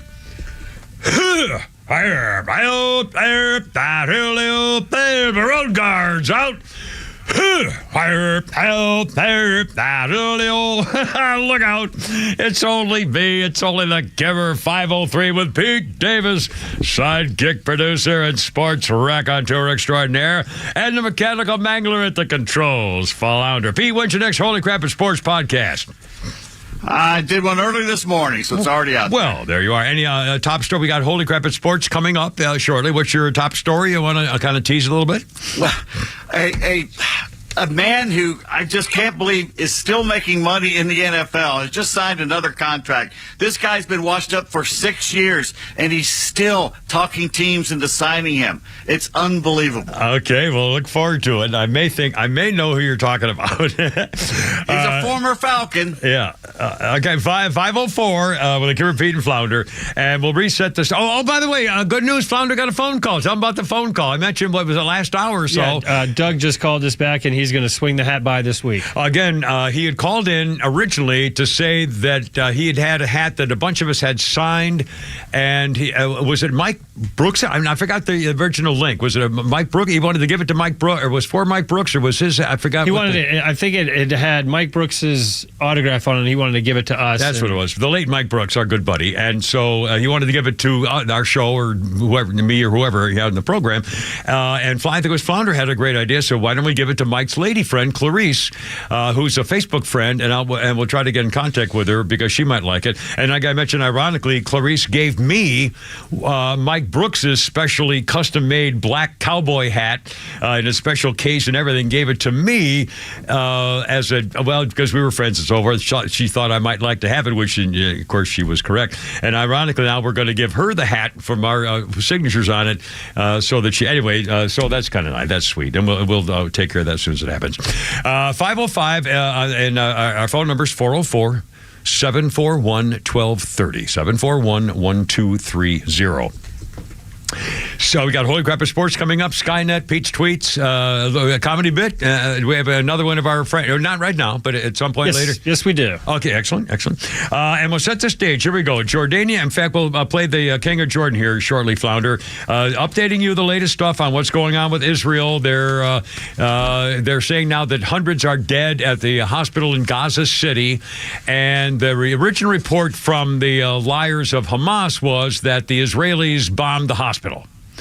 And clearly the hospital was bombed, although it may be more than a hospital. Apparently it's a refugee center as well, and they were not evacuating because they said they were too many sick people. I don't know, whatever. Anyway, I don't believe much of what they're saying is coming out of there. But Israel says it was a terrorist rocket that hit the hospital, one of their either by accident or mistake or maybe doing it on purpose. I would not put it past Hamas to blow the damn thing up and kill all those people and say it was Israel. I don't know. I do not. I guarantee they would never think twice about it. Those people are fodder for the cannons. That's exactly the way they look at it. Israel said it was a terrorist rocket, so that's what I'm going with. And so hundreds are dead. Well, that's a start. I mean, if you're a Hamas terrorist, if you believe in Hamas and you follow Hamas and you want to eliminate an entire population based on their race or culture, and by the way, what is it based on? What is it? What is the reason that they want to eliminate the entire country of Israel and all the people who are Jews? Is it because their God tells them to? Well, again, I really don't understand what the hell's been going on for 2,000 years. Here's the big difference. If you're a Christian, our God died for us. They died for their God. Yeah, I guess. That's what they live for, to die for their God. And for the virgins, I guess. Of course, all the virgins are all gay, so it's kind of unfortunate. Anyway, where do they find these virgins? Wouldn't that be funny? Yeah, I didn't come from Gaza. God, 508. Anyway, the King of Jordan, we're going to hear from you in a second here. The King of Jordan is warning that the Middle East is on the brink of abyss. And refuses to be a refuge for fleeing Gaza residents or refugees. A dire situation here. The King of Jordan met with the Chancellor of Germany in Berlin, and King Abdullah II is saying, he's warning us, to part of the question on the issues of refugees coming to Jordan, and I think I can quite strongly speak on behalf not only of Jordan as a nation, but of our friends in Egypt. That is a red line, because I think that is the plan by certain of the usual suspects to try and create de facto issues on the ground. No refugees in Jordan, no refugees in Egypt. Thousands are gathering at the border with Egypt. Not one controlled by Israel, but in an effort to flee. Egypt says, no, we're not letting you in. The king of Jordan, once again, says Cairo, they're all refused to accept Palestinians. The escalating humanitarian crisis has to be dealt with inside Gaza and the West Bank, and they want no part of these people. And these are the people who live there. Don't want to mess with them. And yet we have college campuses filled with these clowns. I mean, it's hard. And by the way, there's a lot more good reaction coming up too. Very quickly, Leslie Wexner is the guy who has a nonprofit and is the founder of Victoria's Secret. The guy's rich, okay, very rich, and he says, Harvard, screw you. We are stunned, he and his wife. We are stunned and sickened by the dismal failure of Harvard's leadership to take a clear and unequivocal stance against the barbaric murders of innocent Israeli civilians. It left Israeli students at the school feeling abandoned when the letter came out. Harvard's leadership was indeed tiptoeing, was equivocating, and we, like former Harvard President Larry Summers, cannot fathom the administration's failure to disassociate the university and condemn the statement swiftly. That should not have been that hard. In the absence of this clear moral stand, we have determined that the Harvard Kennedy School and the Wexner Foundation are no longer compatible partners. Our core values and those of Harvard no longer align. They pulled out soon after Israeli billionaire Aiden Ofer and his wife Balia also resigned from the executive board of the Kennedy School at Harvard. Same response, same lackluster reaction to it. Harvard said, well, we do not punish or sanction people for expressing such views. It's a far cry from endorsing them. Oh, boy, that was strong. One more. Another. Here we go. New York City doctor, Dr. Lana Diab, an ER physician at Lenox Hill Hospital and Brookdale University Hospital Medical Center, showed video, shared it on Instagram, showing the attack on the music festival that slaughtered all those people. And this Palestinian doctor in New York City at Lenox Hill captioned it, rejoicing in the barbarity, reading Zionist settlers getting a taste of their own medicine. Oh, my. No, well, this doctor is no longer working at Lenox Hospital or Brookdale University Hospital. They fired her and said, we're deeply sorry for the hurt and offense these comments have caused. Well, thank you. By the way, this is hysterical. Her account has since been made private, but she says she wrote an I stand with Palestine flag appearing on her profile picture, and she insisted to reporters, gee, I never called for harm to anybody. I've never would abdicate my duty and oath as a physician. Oh, my God.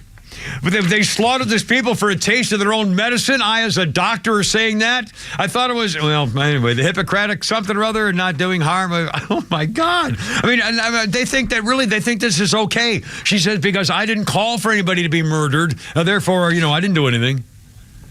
Oh, yeah. I mean, a former Miss Israel. Says people like Black Lives Matter have been supporting terrorizing Jewish people. They need to learn their facts. The first Ethiopian woman, Titi Agnaw, won the Miss Israel title in 2013, criticized a double standard on full display by activists and so-called human rights groups when it comes to Israel. I'm shocked by the response of Black Lives Matter regarding terror attacks in Israel. I remember you I love this comment. Check this out. She says, I remember you screaming in the streets, I can't breathe, I can't breathe. George Floyd, I want to inform you right now, it's the Israelis who cannot breathe, including babies and children and the elderly, kidnapped, raped by the terror organization Hamas, slaughtering their souls. Pray for Israel because we can't breathe either. They show a posting of a wrenching video showing a young woman dragged from the trunk of a vehicle soaked with blood. Lord almighty. Anyway, 5:13. We'll have a little fun coming up, I promise you. Eating before you make love. Hey, never on an empty stomach, baby. And next, holy crap, it's sports with Pete Davis, 5:13. Like a...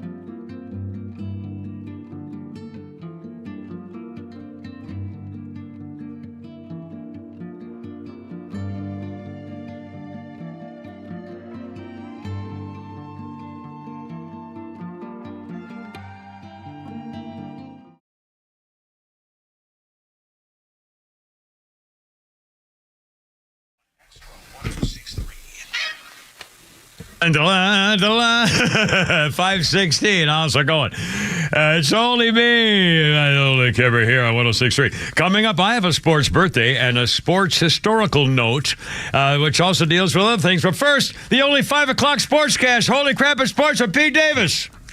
The grift, that is Julio Jones, still making money in the NFL, continues. The former Falcons wide receiver, who was washed up years ago, just signed a 1-year deal with the Eagles. Oh, my God. Now, he's a certain Hall of Famer. He holds basically all the Falcons records. Great person. Incredible great athlete. receiver. Yeah, wonderful. But it's over. Yeah, it's over. He has since somehow managed to find employment with other teams like the Titans and the Buccaneers and now the Eagles, despite stats that are aligned with the third stringer on the practice squad, basically. That's a little harsh. It is. But he's soon to be still 35 years old. He has caught 55 passes in the last 2 seasons, only 3 touchdowns. Yet he keeps getting jobs. Well, now, in Philadelphia, they just got beat by New York. Didn't the Jets just beat them in a freak thing? In fact. But who got killed or canceled from Philadelphia that made a spot for him to be on the team? Well, somebody got hurt. But here's the weird thing about that game. Yeah. The Jets, what were they known before they were the Jets? Joe Namath. Oh, what was their name? I don't remember. I can't remember. The Titans. They were the New York Titans. Oh, okay. And then they became the Jets. Okay. They've been around for a long time, Yeah. at least the 60s. Yeah. Right? Or Yeah, maybe the yeah. late 50s? Yeah. I don't know, in the Yeah. AFL or whatever. Yeah. The Eagles have been around since, oh my God, the 1920s, 30s, something like that. Yeah. They had played 19 times. That was the first time the Jets ever beat them. Wow. And to beat them on a year with the Eagles, maybe the I thought they were going to go all the way. Yeah, there you and go. the Jets suck. Yeah, that was just weird.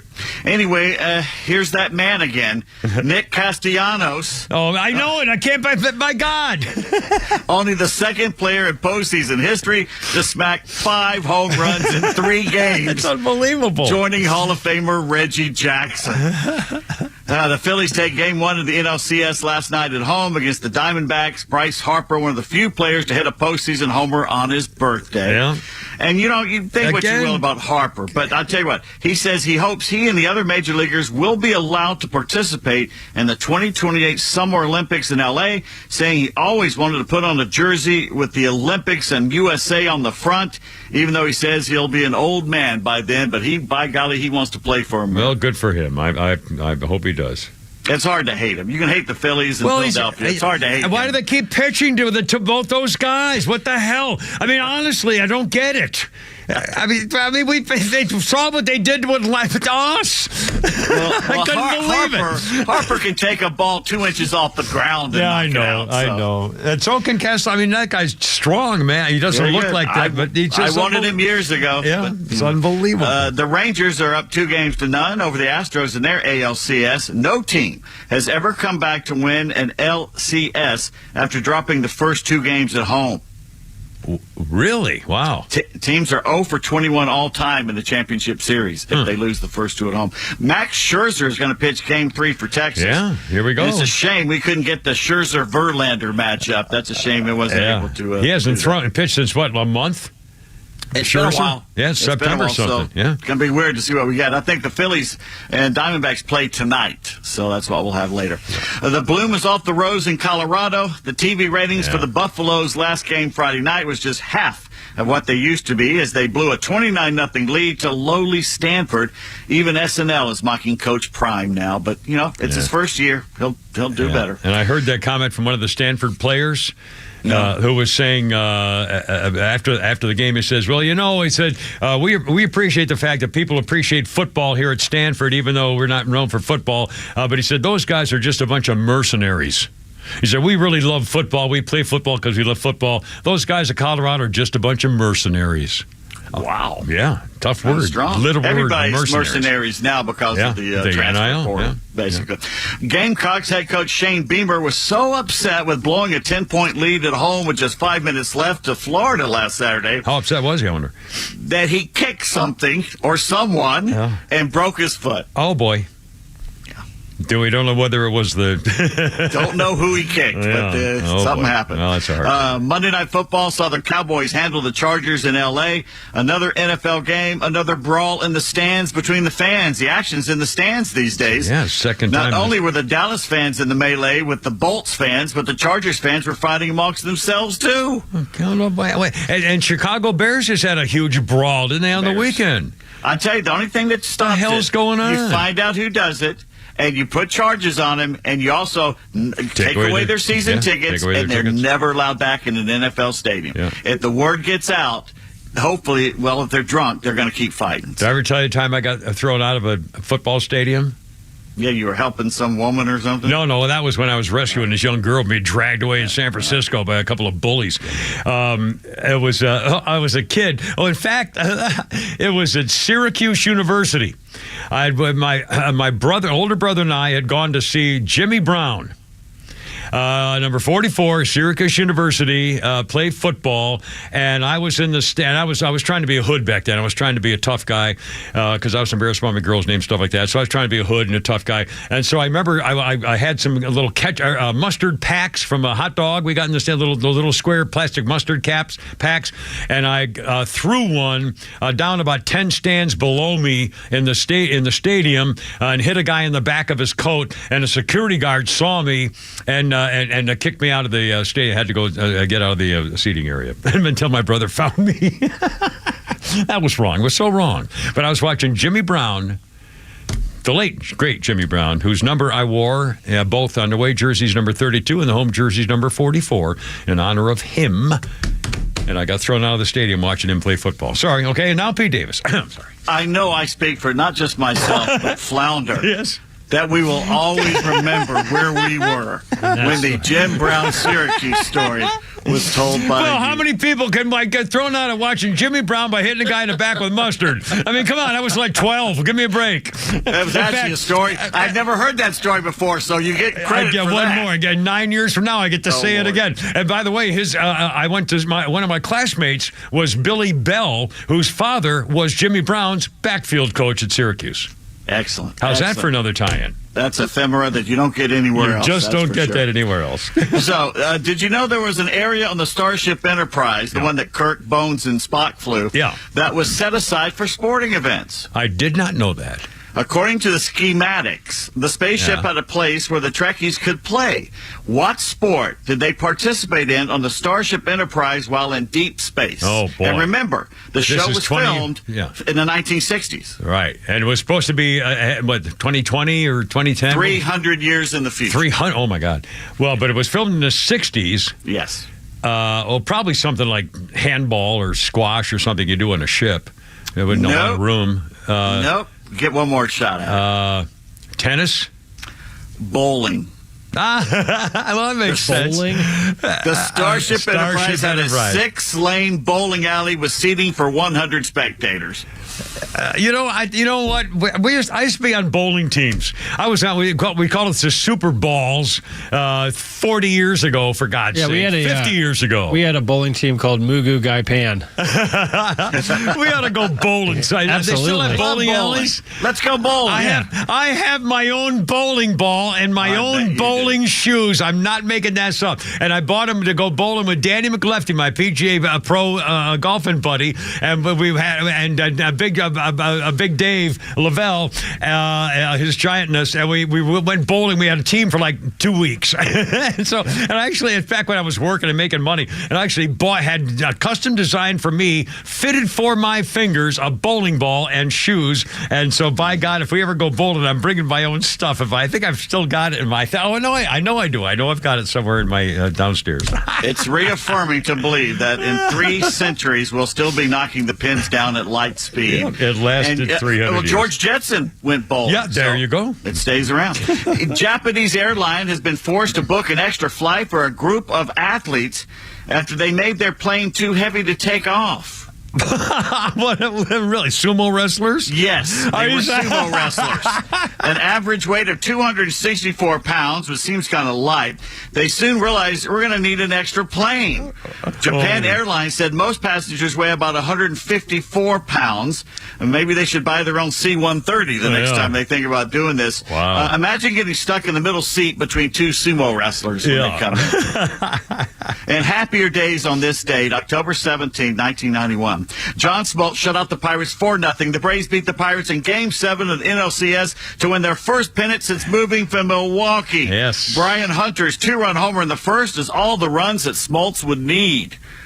1992, Tom Glavine tossed a complete game in a 3-1 win over the Blue Jays in Game 1 of the World Series. 1996, the Braves put up the biggest blowout in postseason history, beating the Cardinals 15-0 in Game 7 of the NLCS to complete a 3-1 comeback. The Cardinals became the only club to blow a 3-1 edge 3 times in the postseason. Of course, they got revenge on us a few years later with Mike Foltynewicz giving up 10 runs in the first inning. Oh, yes. I've forgotten that. Yes. 2021, the Braves walk off the Dodgers for the second straight game. Eddie Rosario ended it with a single of Kenley Jansen in the 9th, scored Dansby Swanson to give Atlanta a 5-4 win.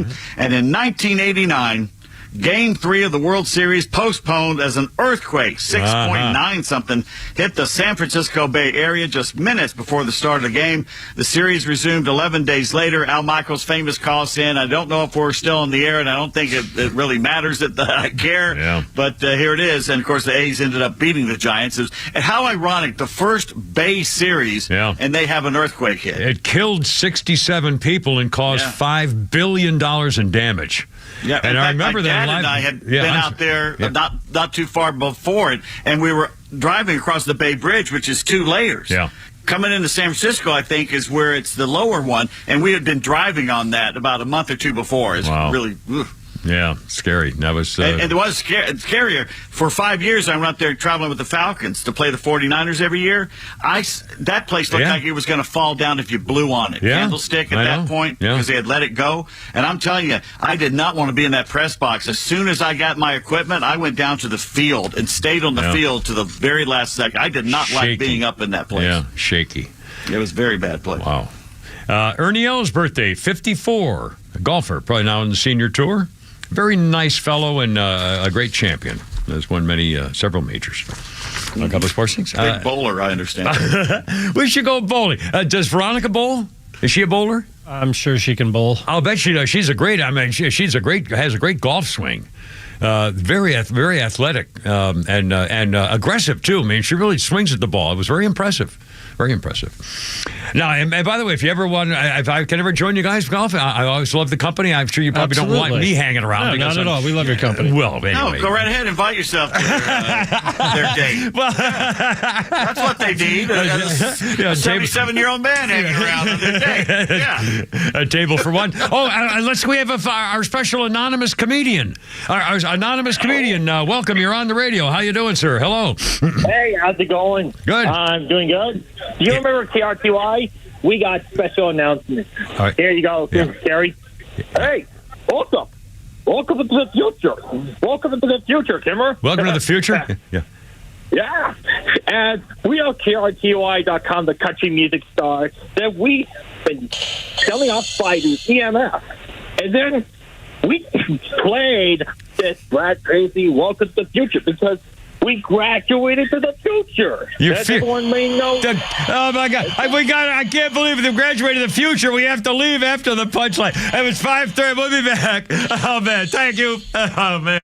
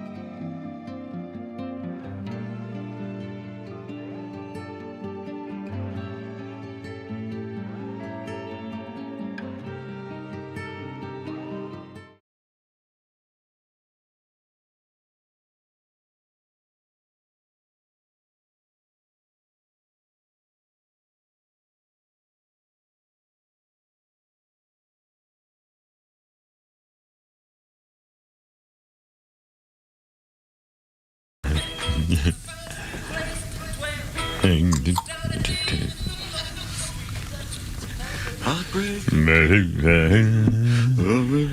king, baby, Elvis.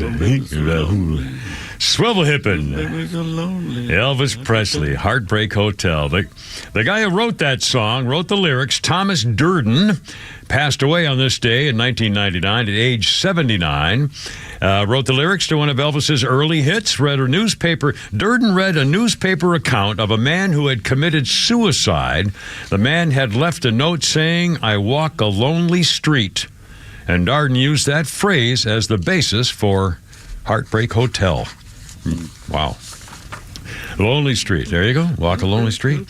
Birthdays include Michael McKean, 76 years old today. And by the way, this is kind of interesting. Flounders guy, I assume this is a British guy.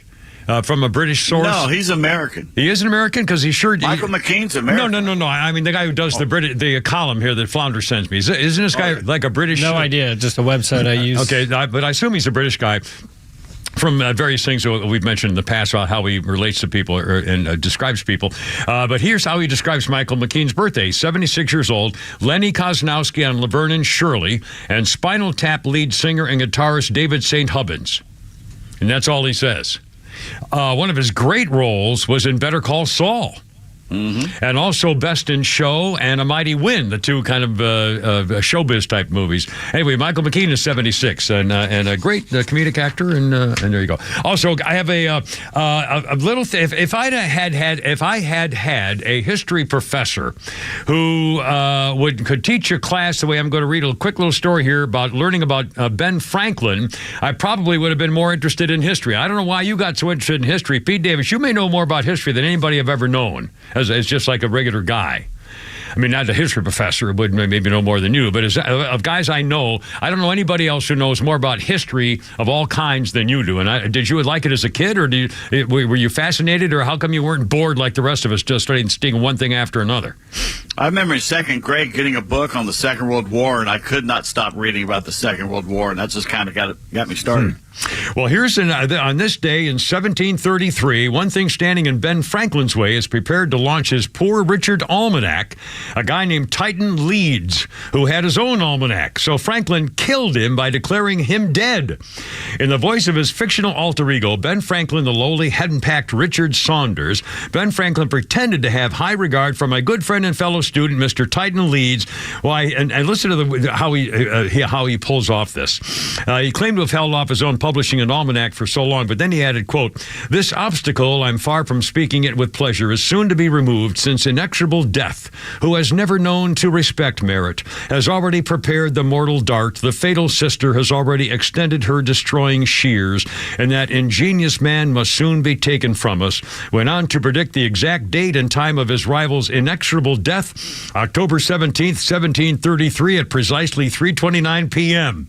When the day came and went, Leeds, who was still alive, of course, took great relish that Franklin declared him dead, and the 1734 edition of his almanac as a conceited scribbler, manifesting himself as a fool and a liar. Well, Franklin continued burying the guy until 1738. He still claimed he was dead when the guy really did die. But at that point, here's how Ben Franklin handled the whole thing. At the point when the man actually died, poor Richard commended the imposters for ending their charade and printed a letter from the ghost of Titan Leeds himself, admitting, quote, "that I did actually die at that time, October 17th, 1733, precisely at the hour you mentioned, with a variety of only 5 minutes and 53 seconds. Ben Franklin had him dead for like 8 years. And said it was imposters, complaining that he had done it himself. Anyway, shenanigans to have a better almanac than the other guy. 5:38. Once again, history, just one damn thing after another. We did a fine thing. Alicia Keys. Oh, Britney Spears. I feel bad about it. I feel kind of sad about this. Britney Spears, she has a new book out. It's a biography, and she has some excerpts obtained in People. And Britney Spears got pregnant by Justin Timberlake in the year 2000. They were both 19.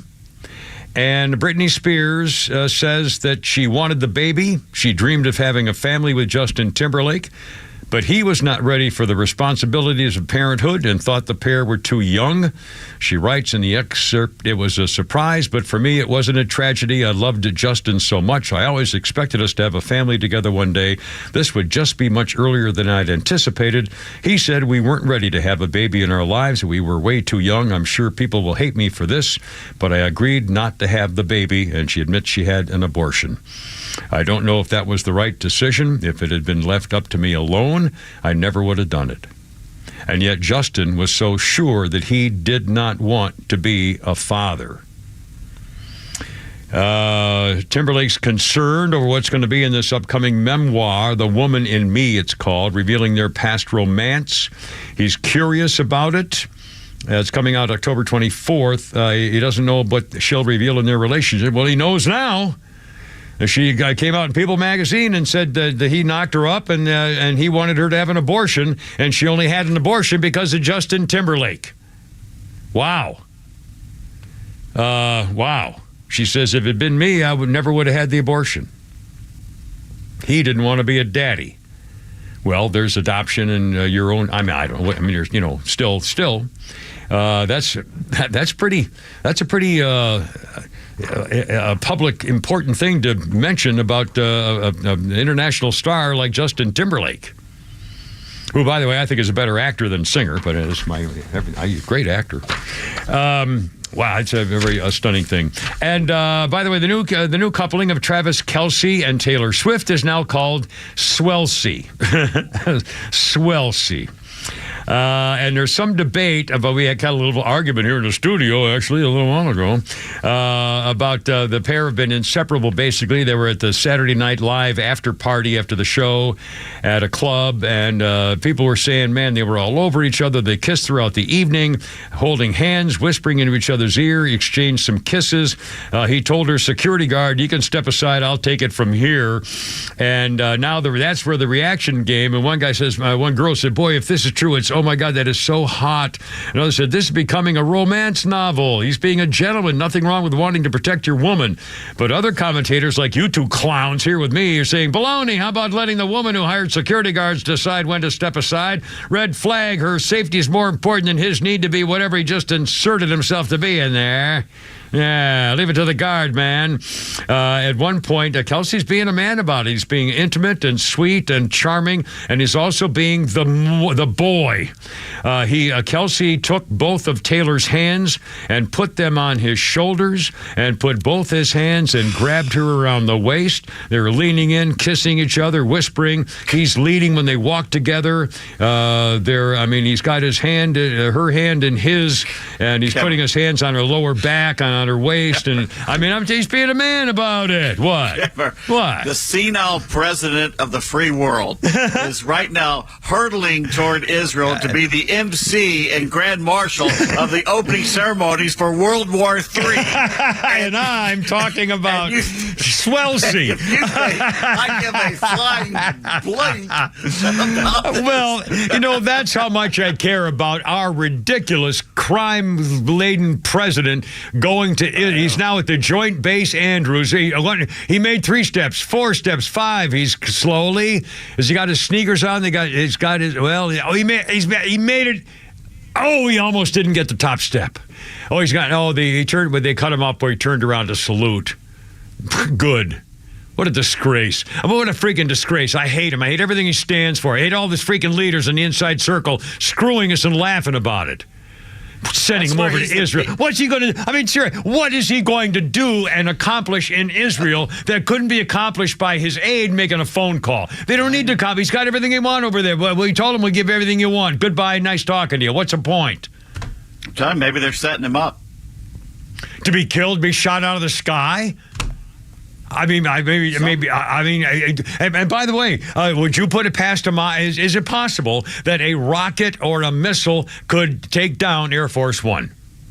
Well, they say they have tactics to stop that from happening. Well, so, he's probably going to come in from the southern area too. He's probably going to go way around and come in from the south, I would think. Well, obviously they're not going to take any kind of chances, but I would also assume that even Hamas Well, maybe. I mean, again, I take it back. crazy. They are crazy. They'll try to kill him. If Hamas thought that they had a weapon, some kind of like a solar bouncing drone weapon that they could bounce a signal off a satellite and fry the aircraft that was just landing or something, you know what I mean? They would do it. They would do it. If they could plant a bomb or do something, they would do it. They would absolutely do it. And then cheer. Oh my God! Can you imagine the cheering if they took down Air Force One and killed all the people in there? Well, remember that what they cheered over in Gaza when 9/11 happened. They were cheering, partying in the streets. Yeah, huge part. Yeah, they hate us. Yes, they do.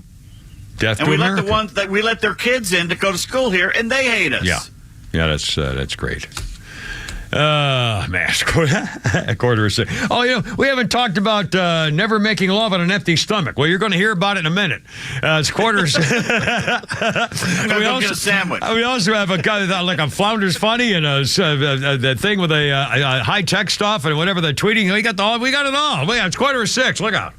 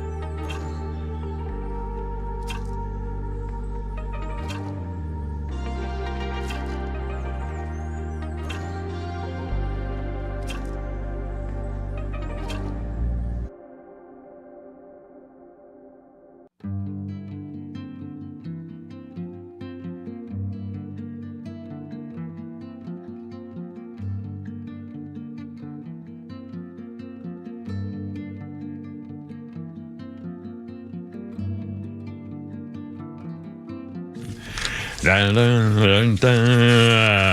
great beat, great beat. And a great song by the Bee Gees. Yeah, you can see him strutting down the sidewalk, opening shot, Saturday Night Live. And on this day in 1987, the Bee Gees became the only group to have a British #1 single in each of 3 decades. 60s, 70s, and 80s. You Win Again went to #1 in the British singles chart in the 80s, the brothers' 5th and last #1 song by the Bee Gees. And I think there's one of them still alive. And I think we're just staying alive. That's right. Let's see. God, I forgot to get this in order. I'm so sorry. I'm kind of embarrassed. Birthdays include Bill Hudson of the Hudson Brothers. He is 74. Kate Hudson is his daughter with Goldie Hawn. Bill let Goldie get away, it says here, in 1982, so he could marry Cindy Williams from Laverne and Shirley.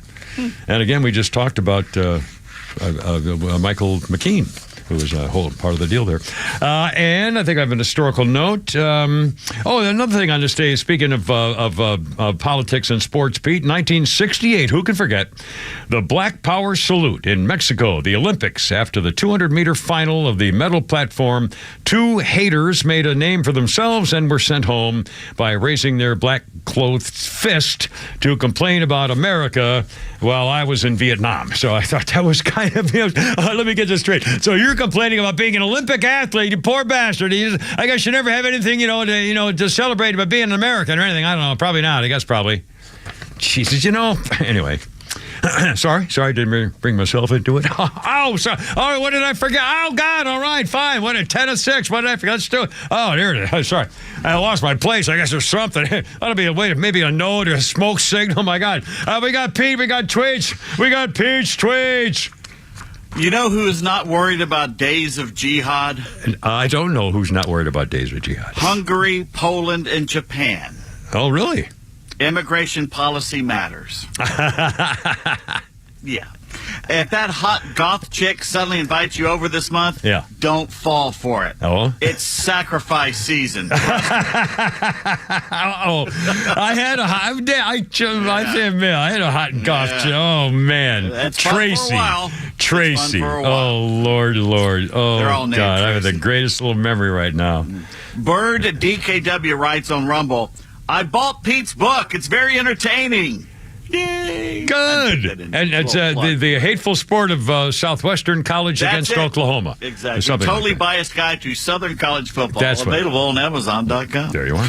All right. T-Seam writes here. Yeah. He goes, Ken, Pete, and Flounder. Yeah. Enjoying the show these days, gents. I could not sleep, so here's some late night thoughts for you as to your cosmological Arbitron broadcast radius. Yeah. Since Kim started broadcasting in 73, I think he was spinning turntables in the 60s. But for now, let's say he and Pete and the crew, have been broadcasting in 3 to 4 hour continuous slots for 50 Earth years.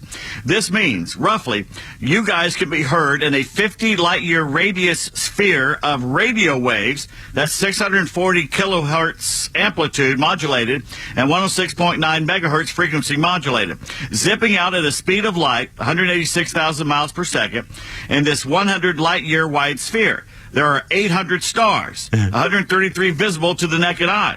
These include Sirius and many stars you heard in Star Trek, Tau Ceti, Eta Eridani. Most are red dwarfs you can't see, like the closest star group, Alpha Centauri, but figure 1,000 of these have at least one G Earth-like planet. So basically, we will be heard from some of those planets in an ever-increasing wide sphere, hurtling through the universe forever. Doesn't that make you feel eternal? Yeah, it sure does. Right up till the end. Yeah. Real Drew writes on Rumble, that damn Golden Bachelor, LMEAO, laughed my entire ass off. Kimmer, you got me hooked, you bastard. I honestly, and it's going to come up again, and it's my own fault, and it's a perfect. Thank God for Fleetwood Mac. I promise you, I was the damnedest thing in that stupid Golden Bachelor, because the only reason I ever got married again to the final marriage was to have a woman to spend the rest of my life with and die with the rest of my life with in a thing, and not to have me give her everything so she could have that with somebody else. And so I see the Golden Bachelor and think I'm one of those girls in here knowing I'm going home alone, and everything I had she used, and she's got her final lifing thing. So, the old Bachelor, I can't wait till Thursday night. Anyway, Drew says it's cringeworthy. I love you, signed Brent. It's cringeworthy. I've got to watch it, but I feel so bad for those women. They want their final love, and they're not going to get it. It's just, it's horrible. It's cruel. I don't really care. I'm sorry. I know. Well, you get to be up where I am, and you wish you had a woman to be in your arms at the rest part of your life. And for 20 years, you realize you got screwed. It's great. And then at some point, you go, gosh, and then time to leave. Anyway, Nathan points out, no one tells you that if you buy a 6-foot-tall skeleton for your front window, that every night at 3 a.m. you will forget you bought a 6-foot-tall skeleton for your front window. Good point. Guess what's back on TV? Oh, Lord, who could possibly know? Oh, I know what you did. I know what it is. I'll bet you I know what it is, but I don't want to tell you your surprise. Go for it. Frasier. No, Frasier is back on the air, and it looks funny, but no. No Marlon Perkins, no Jim Fowler. Oh, no. Mutual Omaha's Wild Kingdom? Oh, my God. Two different hosts. This is Marlon Perkins. I'll be here on shore while Jim wrestles that angry alligator on a Wiggly. While I hover safely ahead in a helicopter, Jim wrestles the mighty python. Hysterical. It's a man and a woman co-hosting now, so it should be fun. Well, and on this date, in Black History, 1999, James Todd Smith, better known as LL Cool J, became the first black man in horror film history to survive the whole movie. The film was The Deep Blue Sea. The scene where he avoids the killer shark in the flooded kitchen is a classic. It really is. Him and a parrot trying to avoid a shark in a kitchen that's flooded. Was that a great scene. Michelle Pfeiffer movie? Was that? No. That was the one where Samuel L. Adams got ate by a shark, which surprised everybody. There was some deep underwater sea movie with Harrison Ford and Michelle Pfeiffer or something, I think, where there was a dead body floating up at the end. I don't know. I don't remember. Oh, that was a lake thing you had going there. Yeah. By the way, today is National Pasta Day, so I'm going to whip me up some spaghetti. Well, there's an idea. In fact, I've got a little pasta thing left over from the other day, so I think she'll enjoy that myself. Anyway, excellent. Anything else, Fanthing? Okay, good. By the way, speaking of food stuff, Coke is now getting into the ready-to-drink market more than ever because sales of regular sodas, I guess, are falling. So Coke is now teaming up between Sprite and Absolute Vodka for Sprite and Absolute Vodka in a can. It'll be available in Europe in a couple of months, and then later on here, apparently, soda sales are flattening. Jack and Coke still out there, and let's see, Pernod Richard has a Glenlivet Scotch whiskey, and Martell Cognac. Beefeater has a champagne cocktail thing going, so that gets these, ready to go drink thing. This is just an excuse to drink in your car. You stop at a convenience store and you get a couple of cans of this thing, and you go drinking in your car. Tell you something. Back in the 80s, when you couldn't take glass on the beach in San Diego, that when Jim Beam came out with Jim Beam and Coke in a six-pack, and it was a perfect blend, it was unbelievable. It changed everything. Yeah, absolutely. Well, I remember in New Orleans, you'd have drive-through margarita stands. Drive-through, ladies and gentlemen. Drive-through. In other words, you're driving and you say, yes, I'll take two of those, and then you continue driving. It's the drive-through margarita stands. And finally, someone said, "Oh, geez, that's probably a bad idea." It was like 1994 before they got rid of them or something. Anyway, 5:57. Oh, and also, we didn't get to this. Later, we're going to talk about buttering your toast. Maybe save that for tomorrow. But Pete came across this. A study has shown that soft caresses feel less pleasurable if you're hungry. There is an appetite-stimulating hormone called ghrelin, G-H-R-E-L-I-N. I'll pronounce it ghrelin, involved in assigning value to social rewards such as being touched. It's produced in mainly cells in the stomach, and released in the small intestine, and it's a hunger hormone, stimulates your appetite. The problem is, it's also linked to other things like rewarding. So mice who consume more alcohol raise their motivation to administer more drugs. Participants were asked to come to the lab, have no food, and then have some food, and then be fondled, basically. Had their shins brushed at various speeds, and their brains were scanned using an MRI interview, and it found out that you would feel more intense touching and sense of pleasure in touching if you had food in your stomach. Nobody wants to be touched when you're hungry. I mean, people get antsy when they're hungry. Yeah. Well, anyway, but again, but they actually did a study. And which is fine. But again, it's not like somebody paid for it. It was at the University of Oslo or something. Psychology Today, Physiology.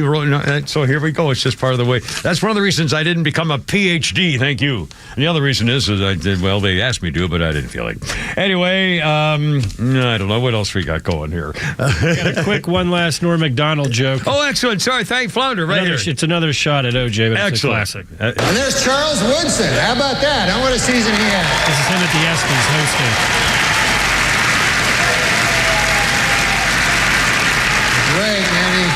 He became the first defensive player to win the Heisman Trophy. And congratulations, Charles. That is something that no one can ever take away from you. Unless you kill your wife and a waiter, in which case... And again, this was Norm Macdonald's birthday in 1959. He died 2 years ago. Anyway, God bless America. Hoorah, Semper Fi. Thank you for being with us. The Kimmer, Pete, and Flounder. And I'm going to see what the crowd's like for this concert out there tonight on the way home. I got to go. You're killing me, though. Look out.